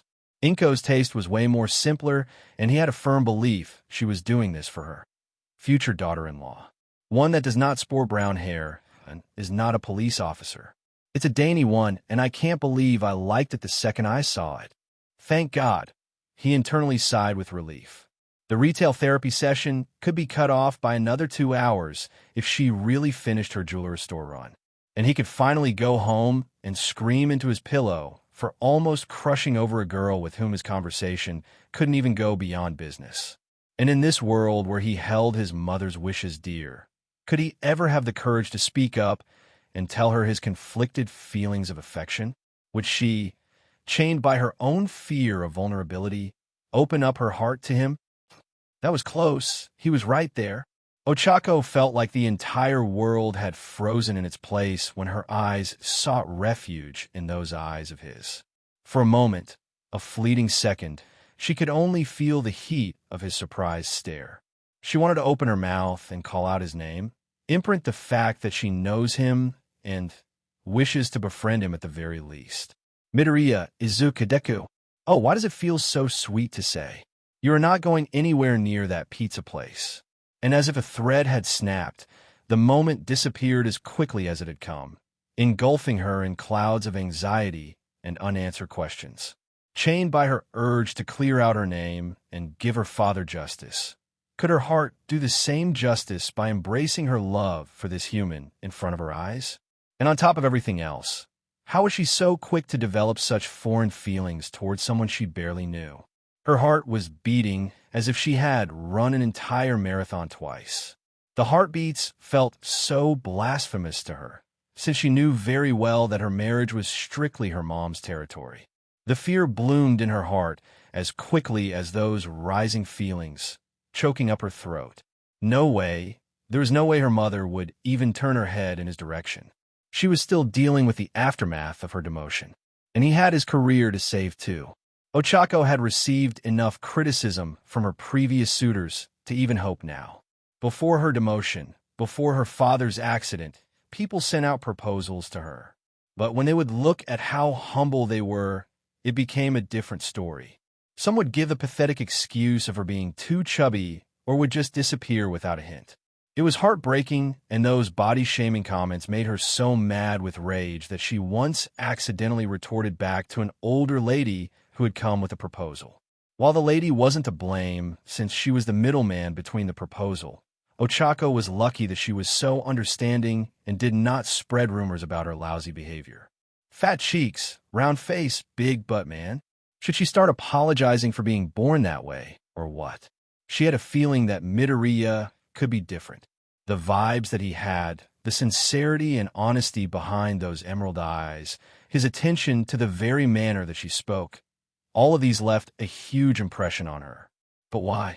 She was baffled and confused at the butterflies in her stomach when she saw him.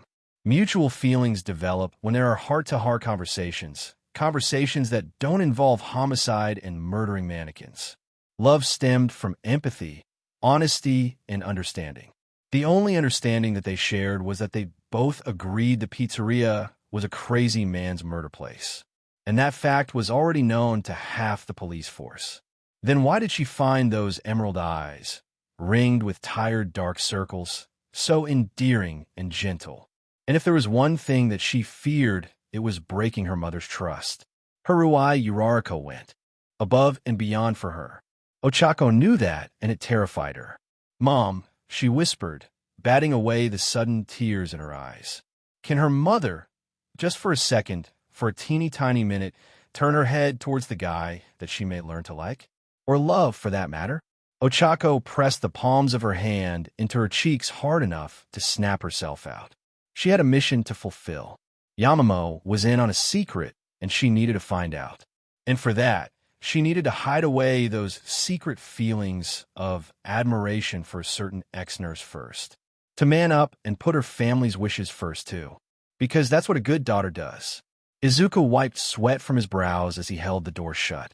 In the eerie silence, he listened to the sound of retreating footsteps before going back to the cams. To his absolute terror, the fox mannequin was also out. He felt Kirishima's exhale behind his back as he slumped against the other door, preventing the yellow chic entry into the room. It had been approximately 2 weeks since they were being harassed by these entities, and as each day passed, they had become more and more aggressive. It was barely midnight when the activity immediately kicked in, making the 2 men survive on their pure flight-or-fight reaction. And the most dangerous part was the teddy bear. Uraraka's stun gun had turned out to be useful when the teddy bear almost forced itself into the room. The growling, life-sized mannequin, with its big and lifeless eyes, towered over them both.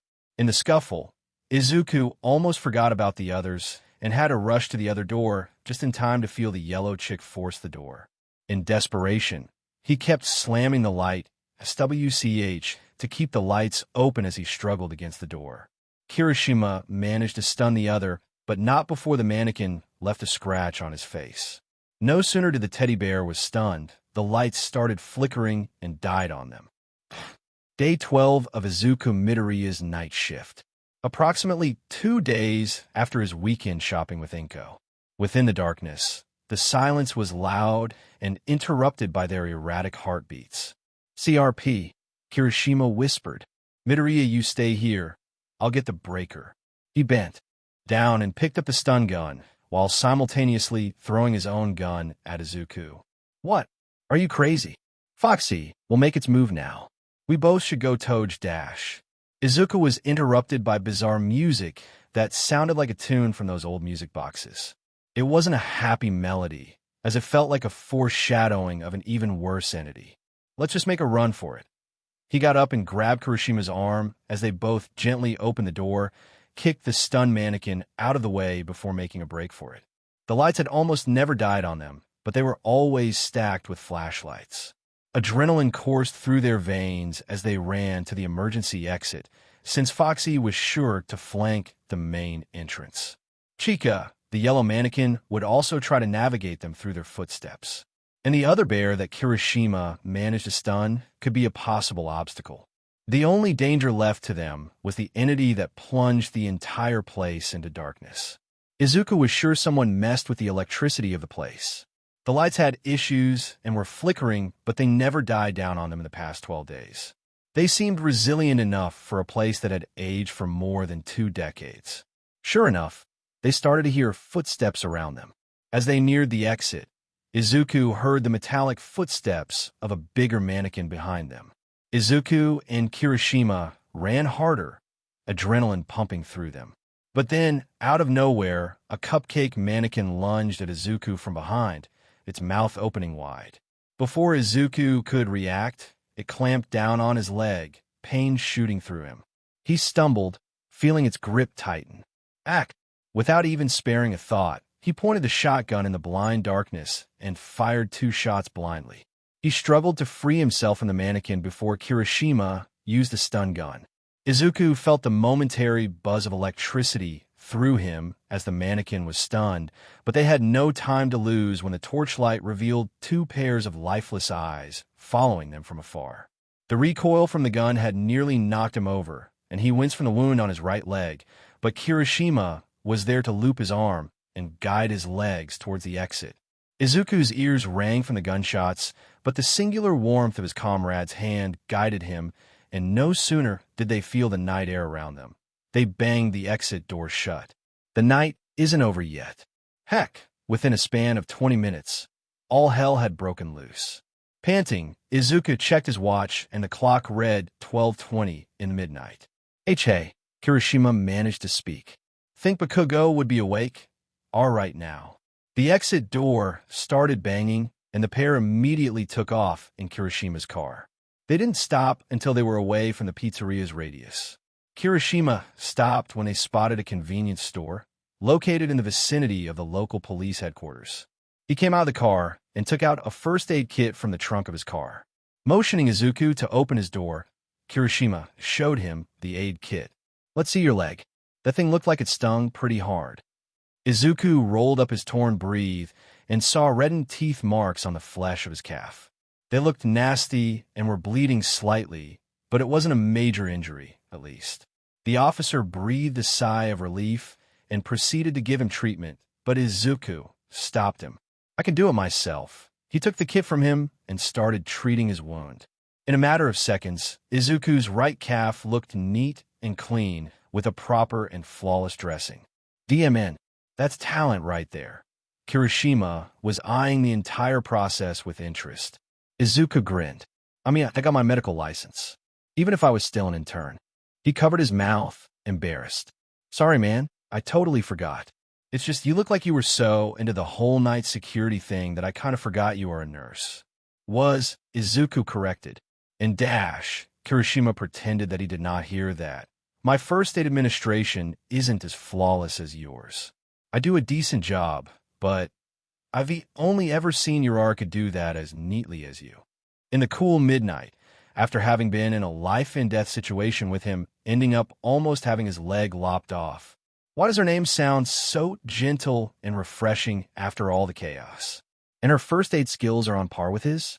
He had always thought no one could ever beat Katsuki's intellect and treatment, and yet there was someone who was on par with him. With Dr. Izuku Midoriya, who is nothing but an extra. Really, please tell me more about her without me having to spell it out. I beg of you, Kirishima. Yeah, she's super talented and very clever, he continued. So clever she almost got demoted. Promoted to sergeant. He was just about to talk about her demotion, wasn't he? She's very straightforward, too. Kirishima's eyes turned soft yet determined. It's kind of sad to see her that way all the DMN time, being a ray of sunshine and rainbows to her colleagues, as she gets sent to the most horrific crime scenes where 9 out of 10 the body is unrecognizable. That's straight-up bullying. Nah, we are trained for that. He shook his head. He didn't elaborate, but Izuku wasn't about to let him stop. Kirishima, why do you not want her near this place? I just feel like things could get a lot better if you just let her get involved. As if he knew where this topic might lead, the redhead stood up with a note of finality. He looked determined, but a certain guilt seemed to snake its way through his features. Look, man, you know how defamation works in Japan. What does that have to do, Dash? A lot. That Yatsubashi JRK is loaded, and he has the means of suing Uraraka for defamation and workplace harassment if she did not heed his last warning. And Dash, he took a gulp before he continued. I hate to say this, but she can't exactly afford to do that. So what is your point? It was getting interesting, in a way that made Izuku want to bash his fist into Kirishima's face. It was always about the richer side, who could get off with any crime. If she stays clear from all of this and lets the bigger parties handle this case, there won't be any court case, and she will get the justice she deserves, and you too. So, it's just the fact that we were supposed to let the loaded guys do the yapping. His barely concealed rage was leaking through his mouth, and he simultaneously detested it.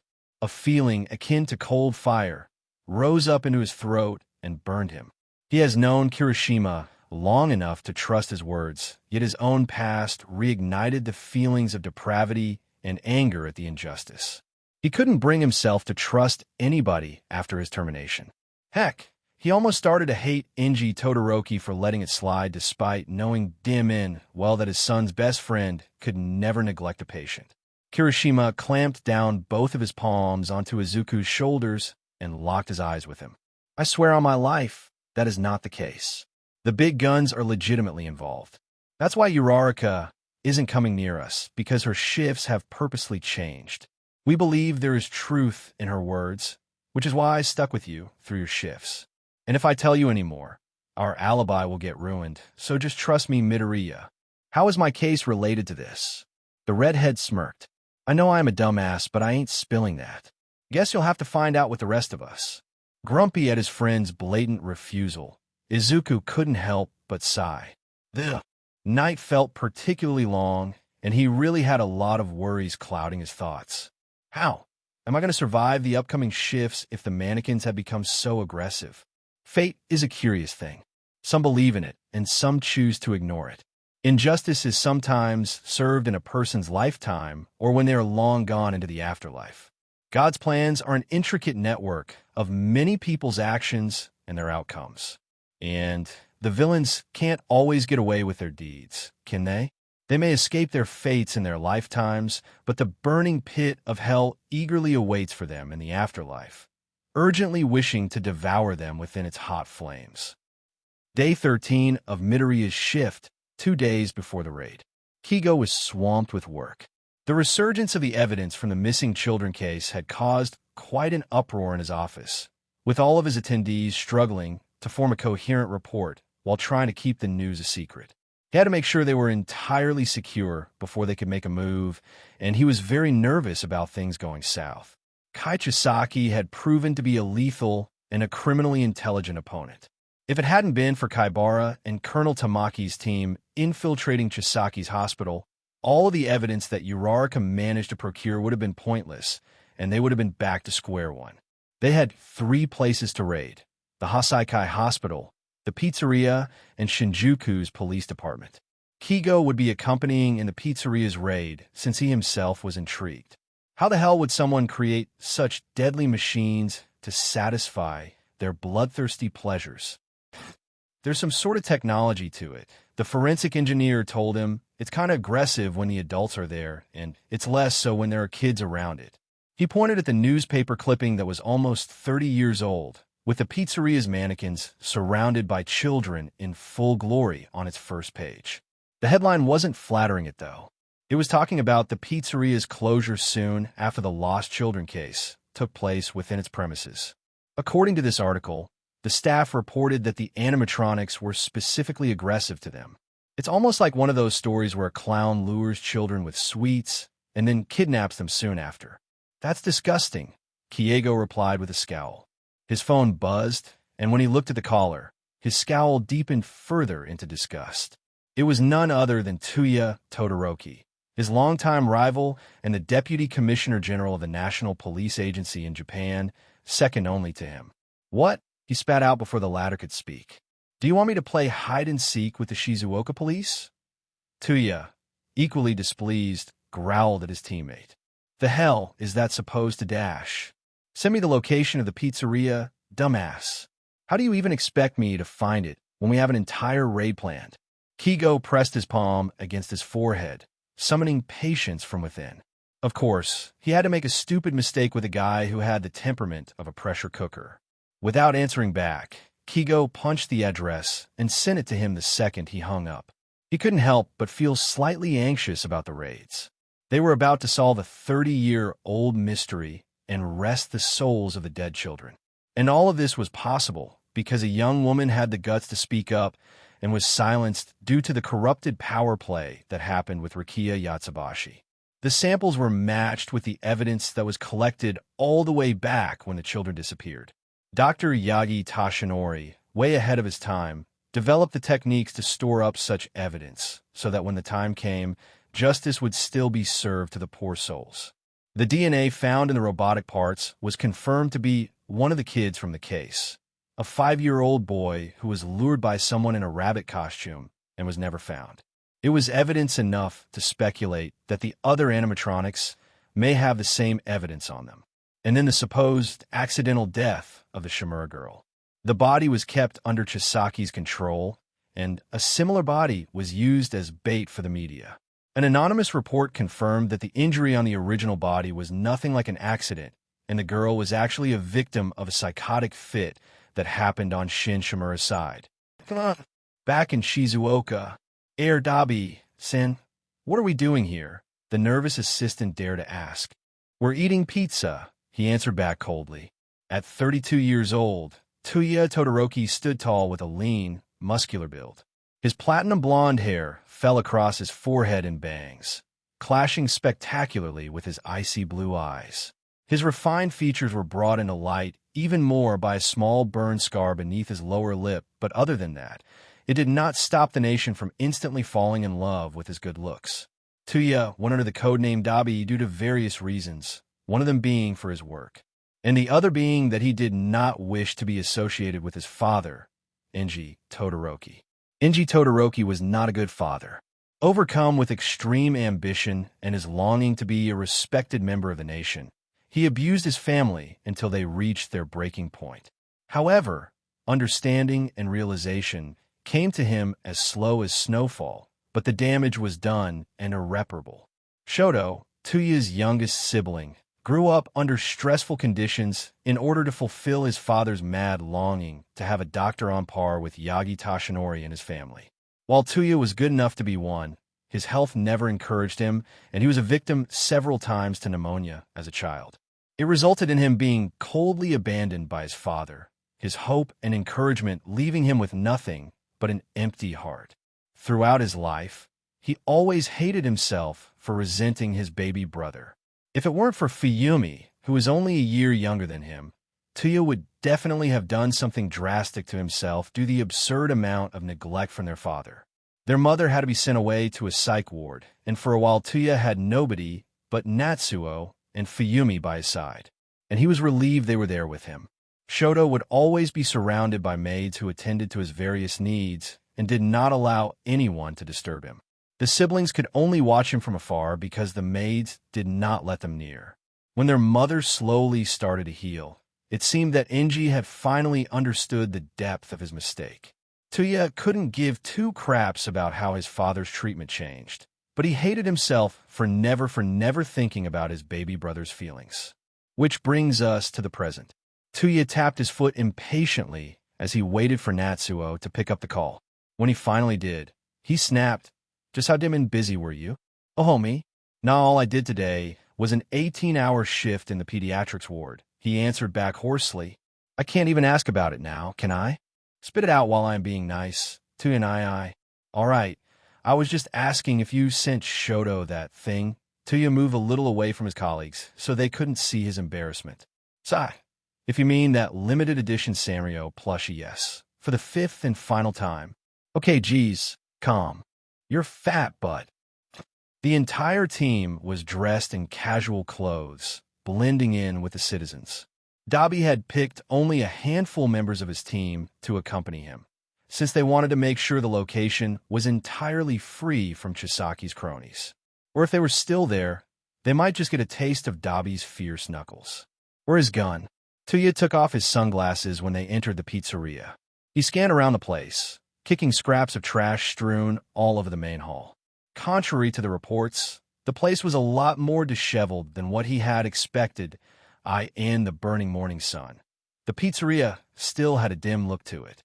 The recent events and murderous speculations behind it added an entirely new atmosphere to the place, eerie and chilling. A wall adorned with drawings caught Tuya's eye, a child's expression of innocence, through colors and anything pretty that they could get their little hands on, had always disturbed him. There were too many times when he had encountered crime scenes where bloody drawings and toys were strewn across the gore like they were nothing, as if they had never belonged to a little child. The faded colors on the drawings, the yellowing papers amidst slogans of "I love Freddy," and others stood out like a tale of lost innocence, humor, and color. It was ironic how any place with a disturbing history visually sucked out the childlike humor it once had.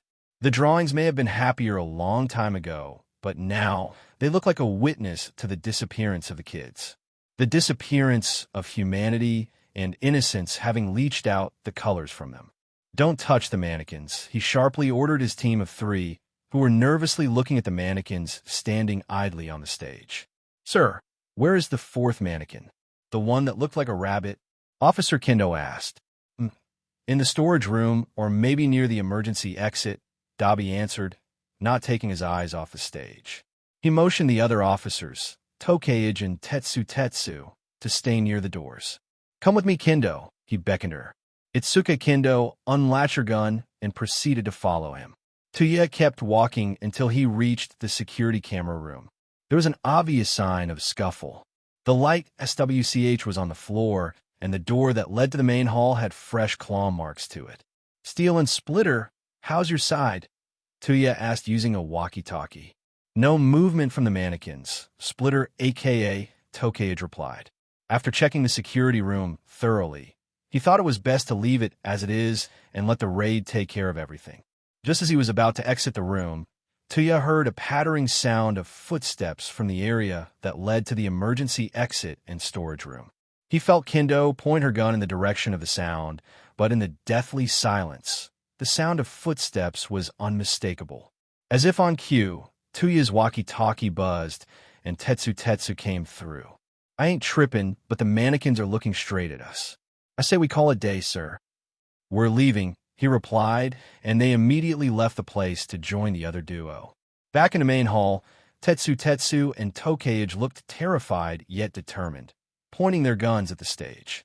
Tuya turned his head to the right and found himself eye to eye with a purple teddy bear, whose mechanical eyes bore through his own. A beat of stunned silence passed before the entire team was out of the pizzeria in their respective cars and driving the actual heck away from the place. They can't be real. How did they even trigger like that? Kendo was shocked. They wanted night security for such monsters. That just proves the entire point that Chisaki was tampering with the place for a long time.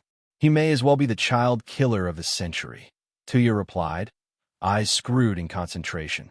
But, Tokeage mused, Chisaki is in his late 30s. When the children went missing, he must have been a kid. You shouldn't underestimate a child's psyche either, Tokeage. Tuya had his eyes on the buildings and people that whizzed past them. He has to be some kind of an undiagnosed clinical psychopath or sociopath. I'd say he has sociopathic qualities, not letting anyone but his assistant near his work. It's great that we were able to get that intern away from him before things got worse. He pursed his lips as he remembered what Fuyumi had once told him when they both were in high school. Pretty, petite, and kind-hearted Fuyumi who never once expressed her own heart, in stark contrast with Tuya, who was blatant about his desires and needs. Do you think Shoto might ever mingle with his peers? He barely gets to play with us, and he is so small, with his machi-like cheeks. He must miss Mom so much. They were in their backyard, sipping on strawberry milk under the cool, gray sky. What if he becomes dysfunctional? What if he becomes incapable of loving someone and turns psychopathic? There was genuine terror in her voice. Come on, Fuyumi-chan. You know that won't happen, he muttered. But, she turned around to face him, you were lucky enough to have us, and even lucky that you listened to us. Shoto, on the other hand, all he does is pore over his books. She threw her empty bottle in the grass. He's supposed to be out here with us, playing like a normal kid. And when kids aren't normal, they turn into criminals. I'm going to tell Mom to ban you from watching those true crime documentaries. and pick that bottle back up. An average sibling conversation flashback that never failed to make Tuya's ears red with embarrassment while simultaneously making him concerned about the mental well-being of all his siblings. He cannot believe to this day that they turned out to be normal, functioning adults with jobs that paid well. Tetsu, we've got another place to stop by. Taking the notepad from Kendo, he flipped the pages until he found the one that he was looking for. Information regarding the newest night security guard, Midoriya Izuku, an ex-nurse who was fired under the grounds of gross medical negligence. Interestingly enough, he'd heard a lot about that man before he was even associated with the crime of Hana Samura's murder. Dabi's eyes crinkled with skepticism as he stared at his profile picture. This man, right here, was Shoto's closest friend. He remembered cackling with amusement when Shoto told him the story because there was absolutely no freaking way that this dude was negligent. Tetsu's car hummed steadily through the streets, the familiar route leading them to a place Tuya knew all too well. The memories of visits made with Shoto, brief stops to see the Midoriyas, flashed briefly in his mind. But today, the air around this visit was different. It wasn't about friendly chats or casual family gatherings. It was about an interrogation, and that made his stomach twist. Tuya hated interrogations. He loathed the drawn-out process of forcing people to trust you, to feel comfortable enough to open up. He wasn't built for that kind of patience. That's why he'd always chosen Officer Kendo as his partner in these situations. Her calm demeanor, her ability to put people at ease, was something he couldn't mimic. But today was different. This wasn't just another case. It was personal. He wasn't going to let anything slip away, not when it came to Izuku. The car pulled to a stop in front of Izuku's apartment building. Tetsu and Tokage remained in the vehicle, knowing the investigation would be better handled with fewer people present.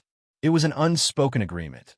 Let Tuya and Kendo do their work without distractions.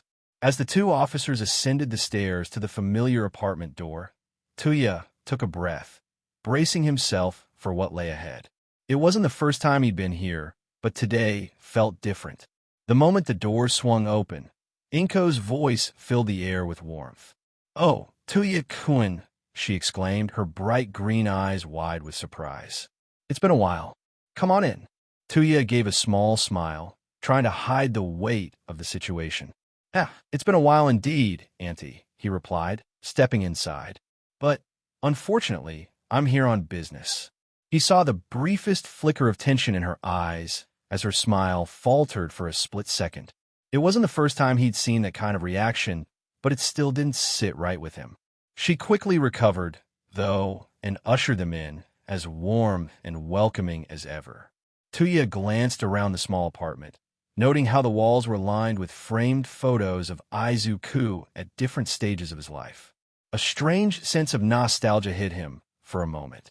No matter how jaded he felt about family dynamics, no matter how much disdain he carried for the concept of parental love, he couldn't deny that the Midoriyas had always struck him as different. They had their flaws, sure, but the bond between mother and son was undeniable. He could see it every time he came here. There were times when he'd questioned Izuku's dutiful adherence to his mother's rules, especially when he teased him about having a girlfriend. He'd even asked Izuku about it once, curious as to why the younger man followed Inko's guidance so meticulously. Izuku had simply shrugged and said, "Well, she did a lot for me growing up, and even now, she supported my dreams, so it's my duty to listen to at least some of her rules." Tuya remembered the way Izuku had joked about how difficult he was as a child, spending all his pocket money on merchandise that drove Inko up the wall. It was a far cry from his own experience growing up, and Tuya had found it corny, for lack of a better word. He'd never been used to such open declarations of love, and maybe that was why Izuku's devotion to his mother always felt a bit foreign to him. But now, standing in the Midoriya household with a case hanging over Izuku's head, Tuya couldn't help but feel a twinge of disbelief. How could someone so kind, so earnest, be accused of something as grave as medical negligence? It didn't add up. That's why he'd volunteered to take the case on his own. 10 minutes later, Izuku appeared, looking as though he'd just woken up. His white shirt with the word shirt emblazoned across it hung loosely on his frame, and his black pants were baggy, as if he didn't quite have the energy to care about his appearance. Dark circles under his eyes gave away how little rest he'd been getting. The awkward exchange of pleasantries was followed by the inevitable, Tuya's voice cutting through the polite, small talk like a knife. Izuku, I'm going to have to ask you a few questions about your previous job and your current one. It's very important that you cooperate. Inko's smile wavered.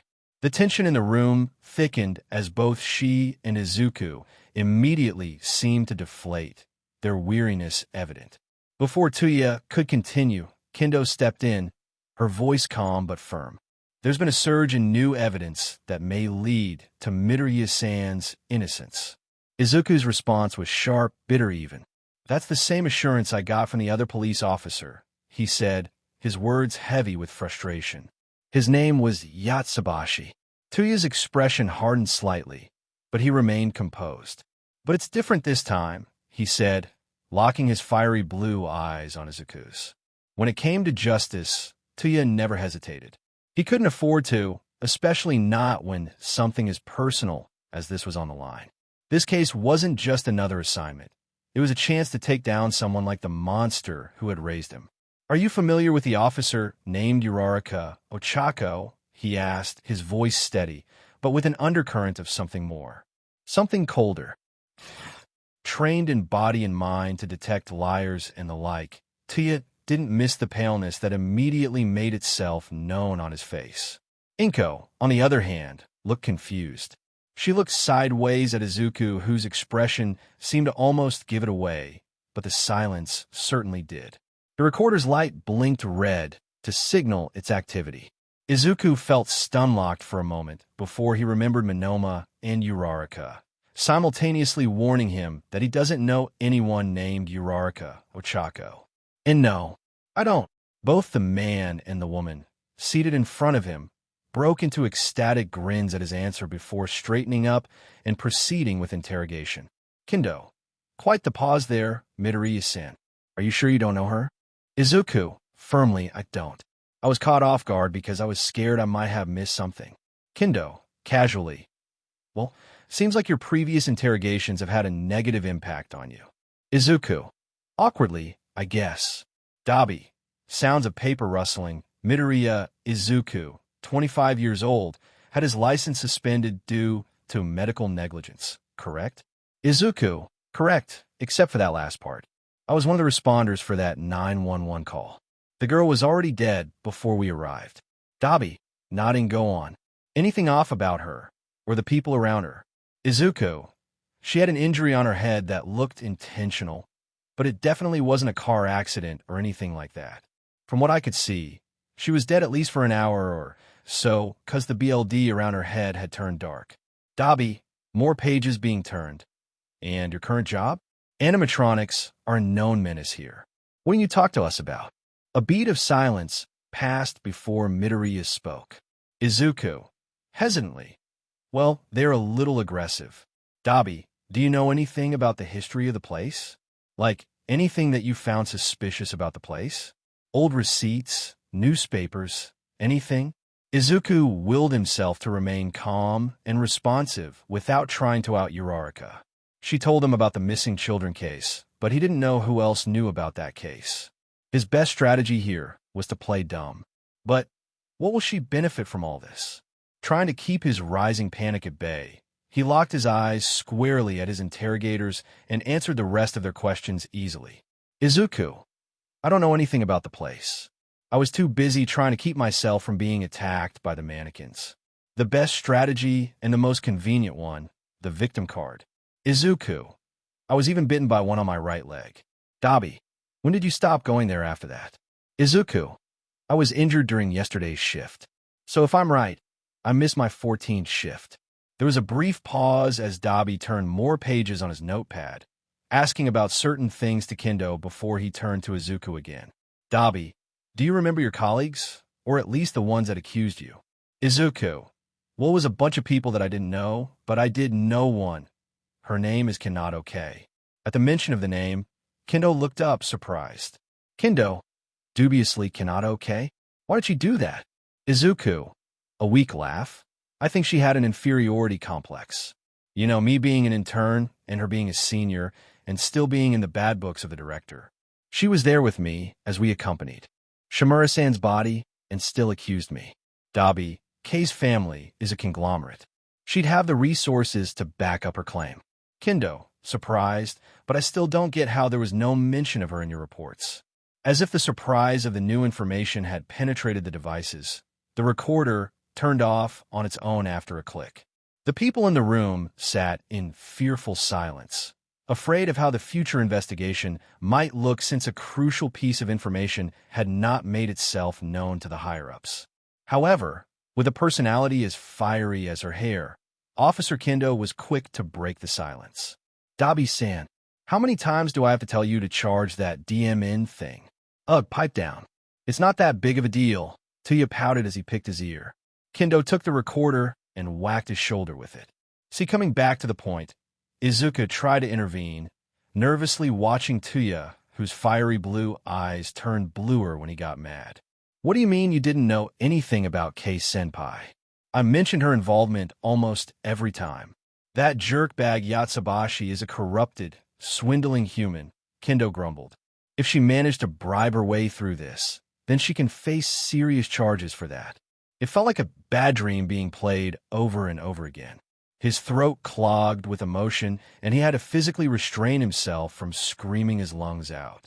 Gatekeeping Uraraka's involvement in the case, despite the fact that she helped Izuku in advance so that he won't face any extra difficulties versus gatekeeping Kei's misdeeds because she was a hotshot noble with money and no ambitions?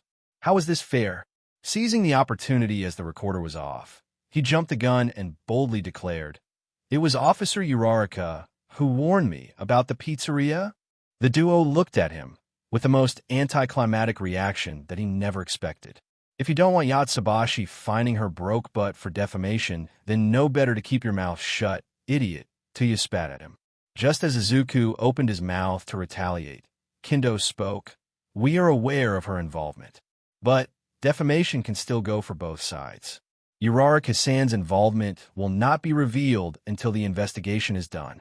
And, as if she understood just how harsh Tuya sounded when he said that, Kendo added kindly, if we put it out that Uraraka-san investigated a place that she was banned from, regardless of why she did it, she could be liable to legal charges or even face future employment issues.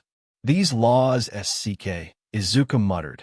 But take it this way, Izuku, the deputy commissioner started, the big shot of the national policy of Japan, am involved in this case. Do you have any idea how that corrupt man is going to suffer for refusing justice? Izuku looked squarely into his eyes and noticed the spark within them. It was a neon blue glare, enhanced by his devilish smirk. Tuya Todoroki, alias Dabi, had the eyes of a dragon, ready to devour Yatsubashi with his flames. He got up and strolled around the room, still looking at him. Children killed, multiple accidents, missing person, demoted officer. He reeled off as he ticked his fingers and in turn suspended. And another girl murdered. Chisaki is a twisted psychopath who is a goner, and honestly, throwing him in jail isn't enough. However, I hate criminals who are as selfish as Yatsubashi, screwing around others with their inflated egos and insecurities.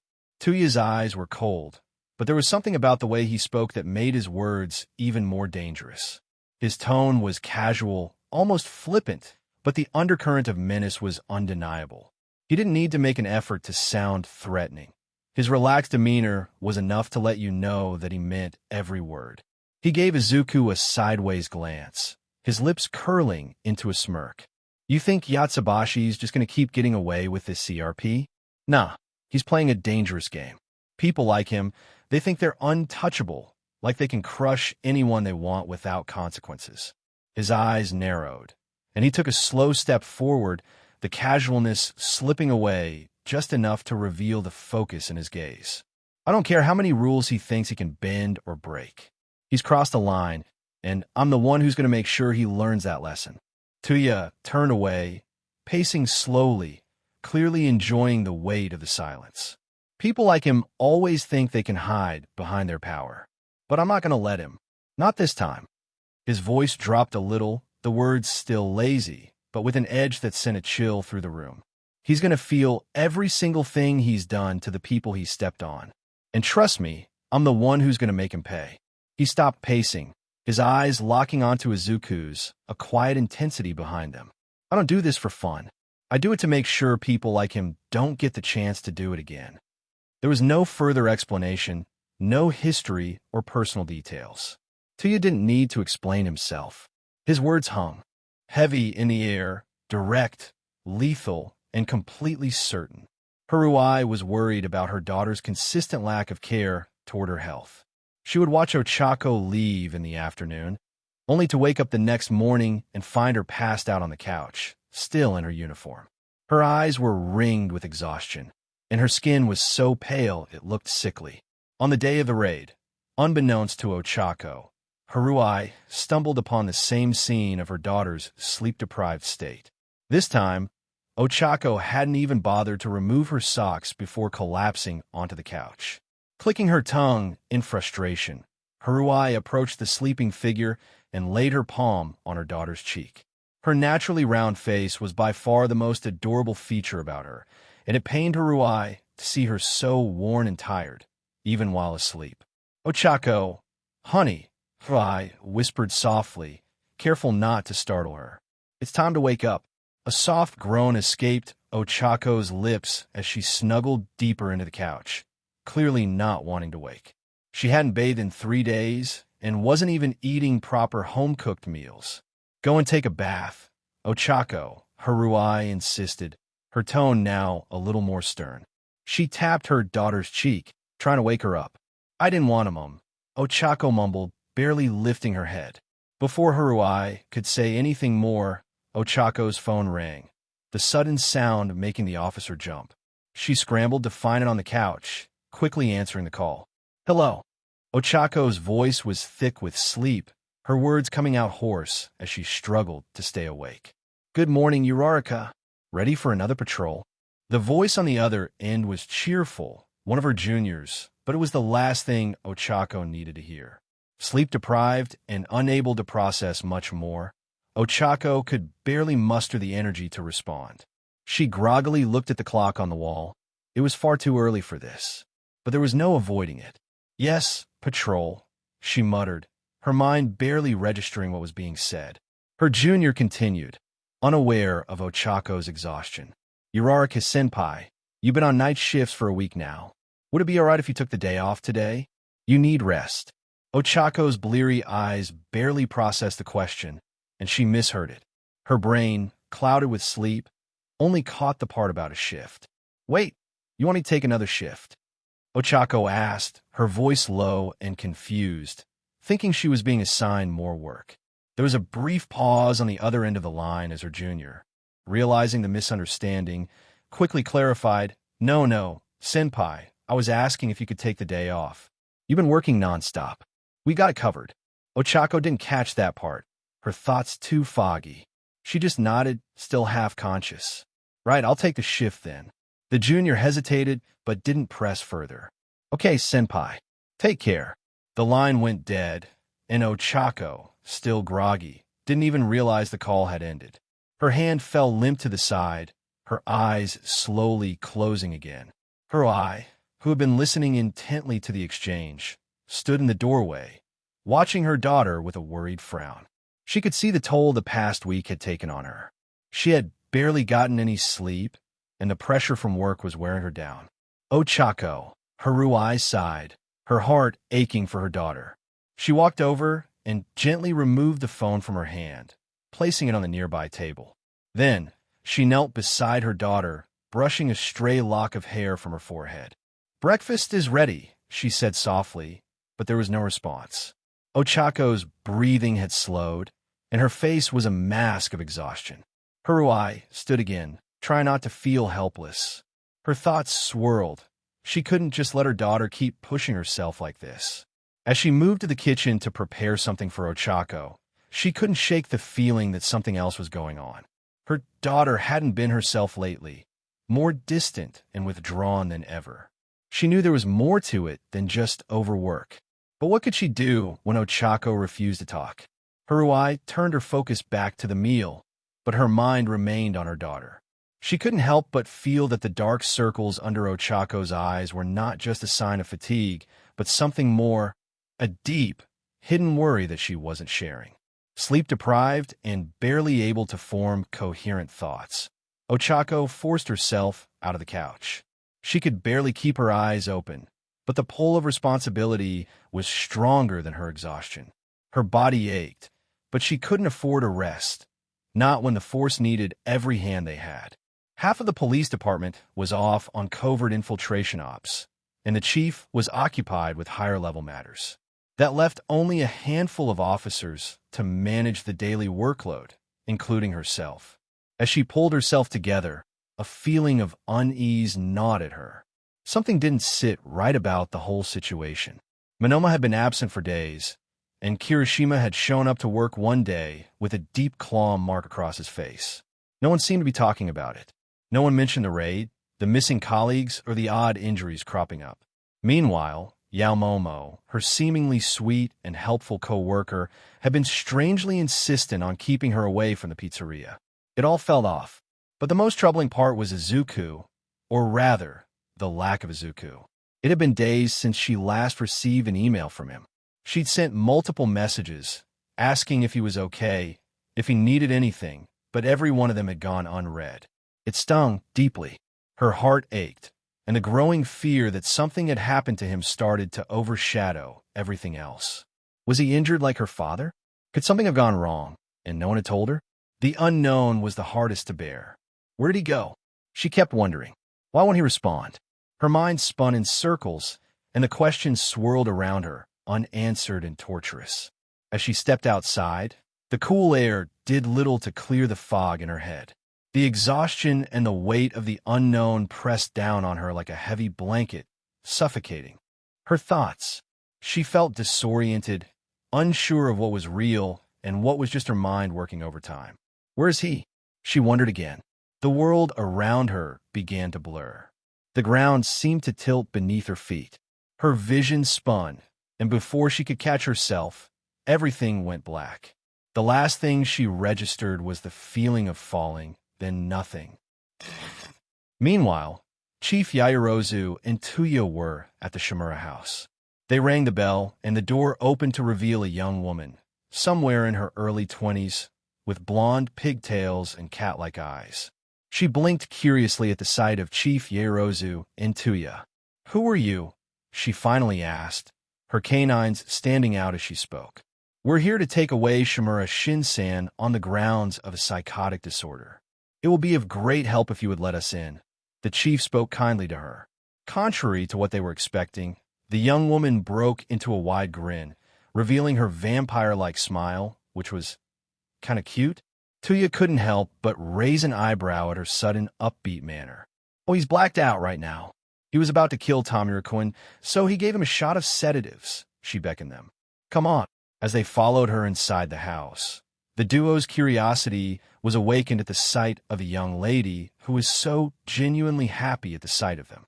They were expecting refusal and denial of any kind of mental disorder, but this young lady was actually leading them to the patient with a smile that reminded Tuya of a bird who finally achieved freedom.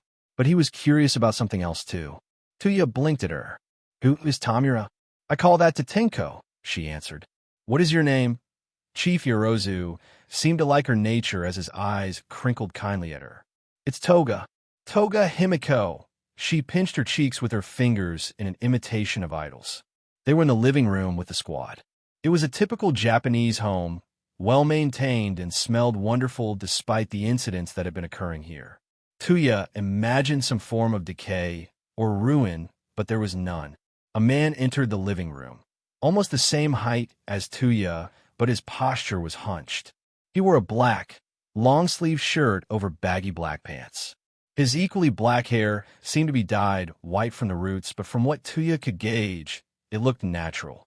Tenko Shimura's face was relatively gaunt, but his eyes widened at the sight of the police force in his house.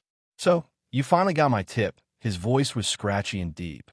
"So the anonymous tip was indeed you," the chief mused. "On an urgent note, however, We have to take away your father to the psych ward before he harms anyone again. Will that be alright, Dash? Be my guest, he shrugged. After the drug Shin was whisked away, Tuya and the chief sat with Tenko and Toga for an interrogation. Did Shin kill Hana? Tuya asked. Yes. Where were you at that time? I was on my computer, streaming. When I heard those loud noises, I had to end the stream and look at the scene. But I was facing some technical difficulties and I did not want to be doxxed, so I couldn't go immediately. That man always liked Hana-chan more than me, even though she was just my cousin. I never thought he would kill her like that. Did you know that Hana's death was pinned on the paramedic that attended the 911 call from your house? Tenko's eyes screwed in recollection. I did not. But when I was looking at how weirdly calm the perms were except for a green-haired dude, I had a bad feeling about it. Tuya looked mildly impressed at his tenacity and intellect. The green-haired dude was indeed suspended and his license was removed on the grounds of criminal negligence. Tenko let out a bark of humorless laughter. He looked so frantic as he tried to revive her. It had been a whole hour since she had gotten that wound. Who would survive that? His face seemed to scrunch up in anger, and his clasped hands trembled a little bit. And they had the audacity to send us the wrong body. Your dad was involved with Chisaki, wasn't he? He was. I don't know since when, but I had a hunch he tried to erase what he had done to Hana-chan through a false alibi. Tuya looked at the medical reports of Shin, which Tenko had given him. He took his time thinking when the chief finally asked a question. So, is Toga-san your sister? A friend. Her family abandoned her because she looked like a demon, so I let her stay with me. Won't people get the wrong about you, too? The chief asked, out of actual concern. Tuya privately thought he wanted to adopt Toga as his daughter. I couldn't care less. She's great company to my mother, and my mother likes her as well. And I want to look out for her, he added in a slightly softer tone. Toga grinned happily. Well, that wraps up the interrogation. Unfortunately, we couldn't retrieve Shimura-san's real body. Turns out, Chisaki had already obliterated any evidence of her. At the mention of his long-dead cousin's sister, Tenko looked up. Tuya rather thought his eyes were shaking, so he averted his own. He turned his back to leave when Tenko suddenly spoke. Why her? Tuya had no answer, of course. That old man. Him. I hope he stays there forever. He muttered with such venom that Tuya fully turned around and looked at him. He was familiar with that hatred and that kind of venom. After all, he was in his shoes once. And as if the entire world had been silenced, Tuya could hear the pounding emotions in the man's heart. From the shaking eyes and trembling hands, he could feel the bone-crushing sadness of Tenko over losing his dear little sister. That simple moniker still attached to her name, Hana-chan, carried overwhelming amounts of love. At times such as these, he would remember Fuyumi's words about how he always said what others needed to hear during stressful times. The words rolled off of his tongue.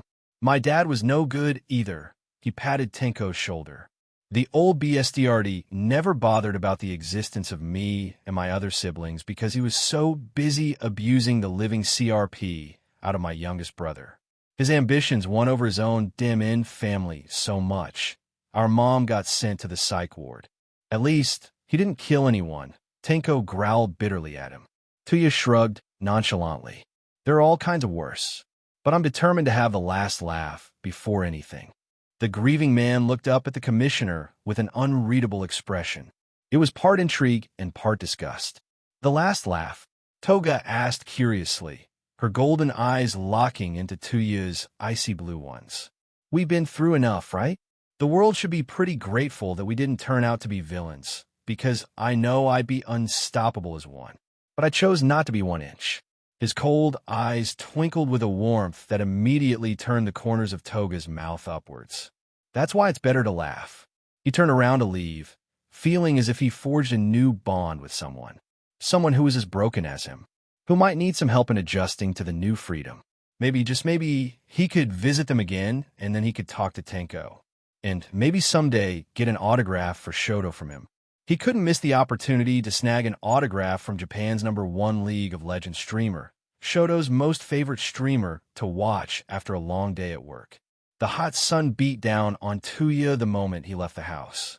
He hissed in displeasure and put his hand on his eyes before Officer Kendo joined him with an umbrella.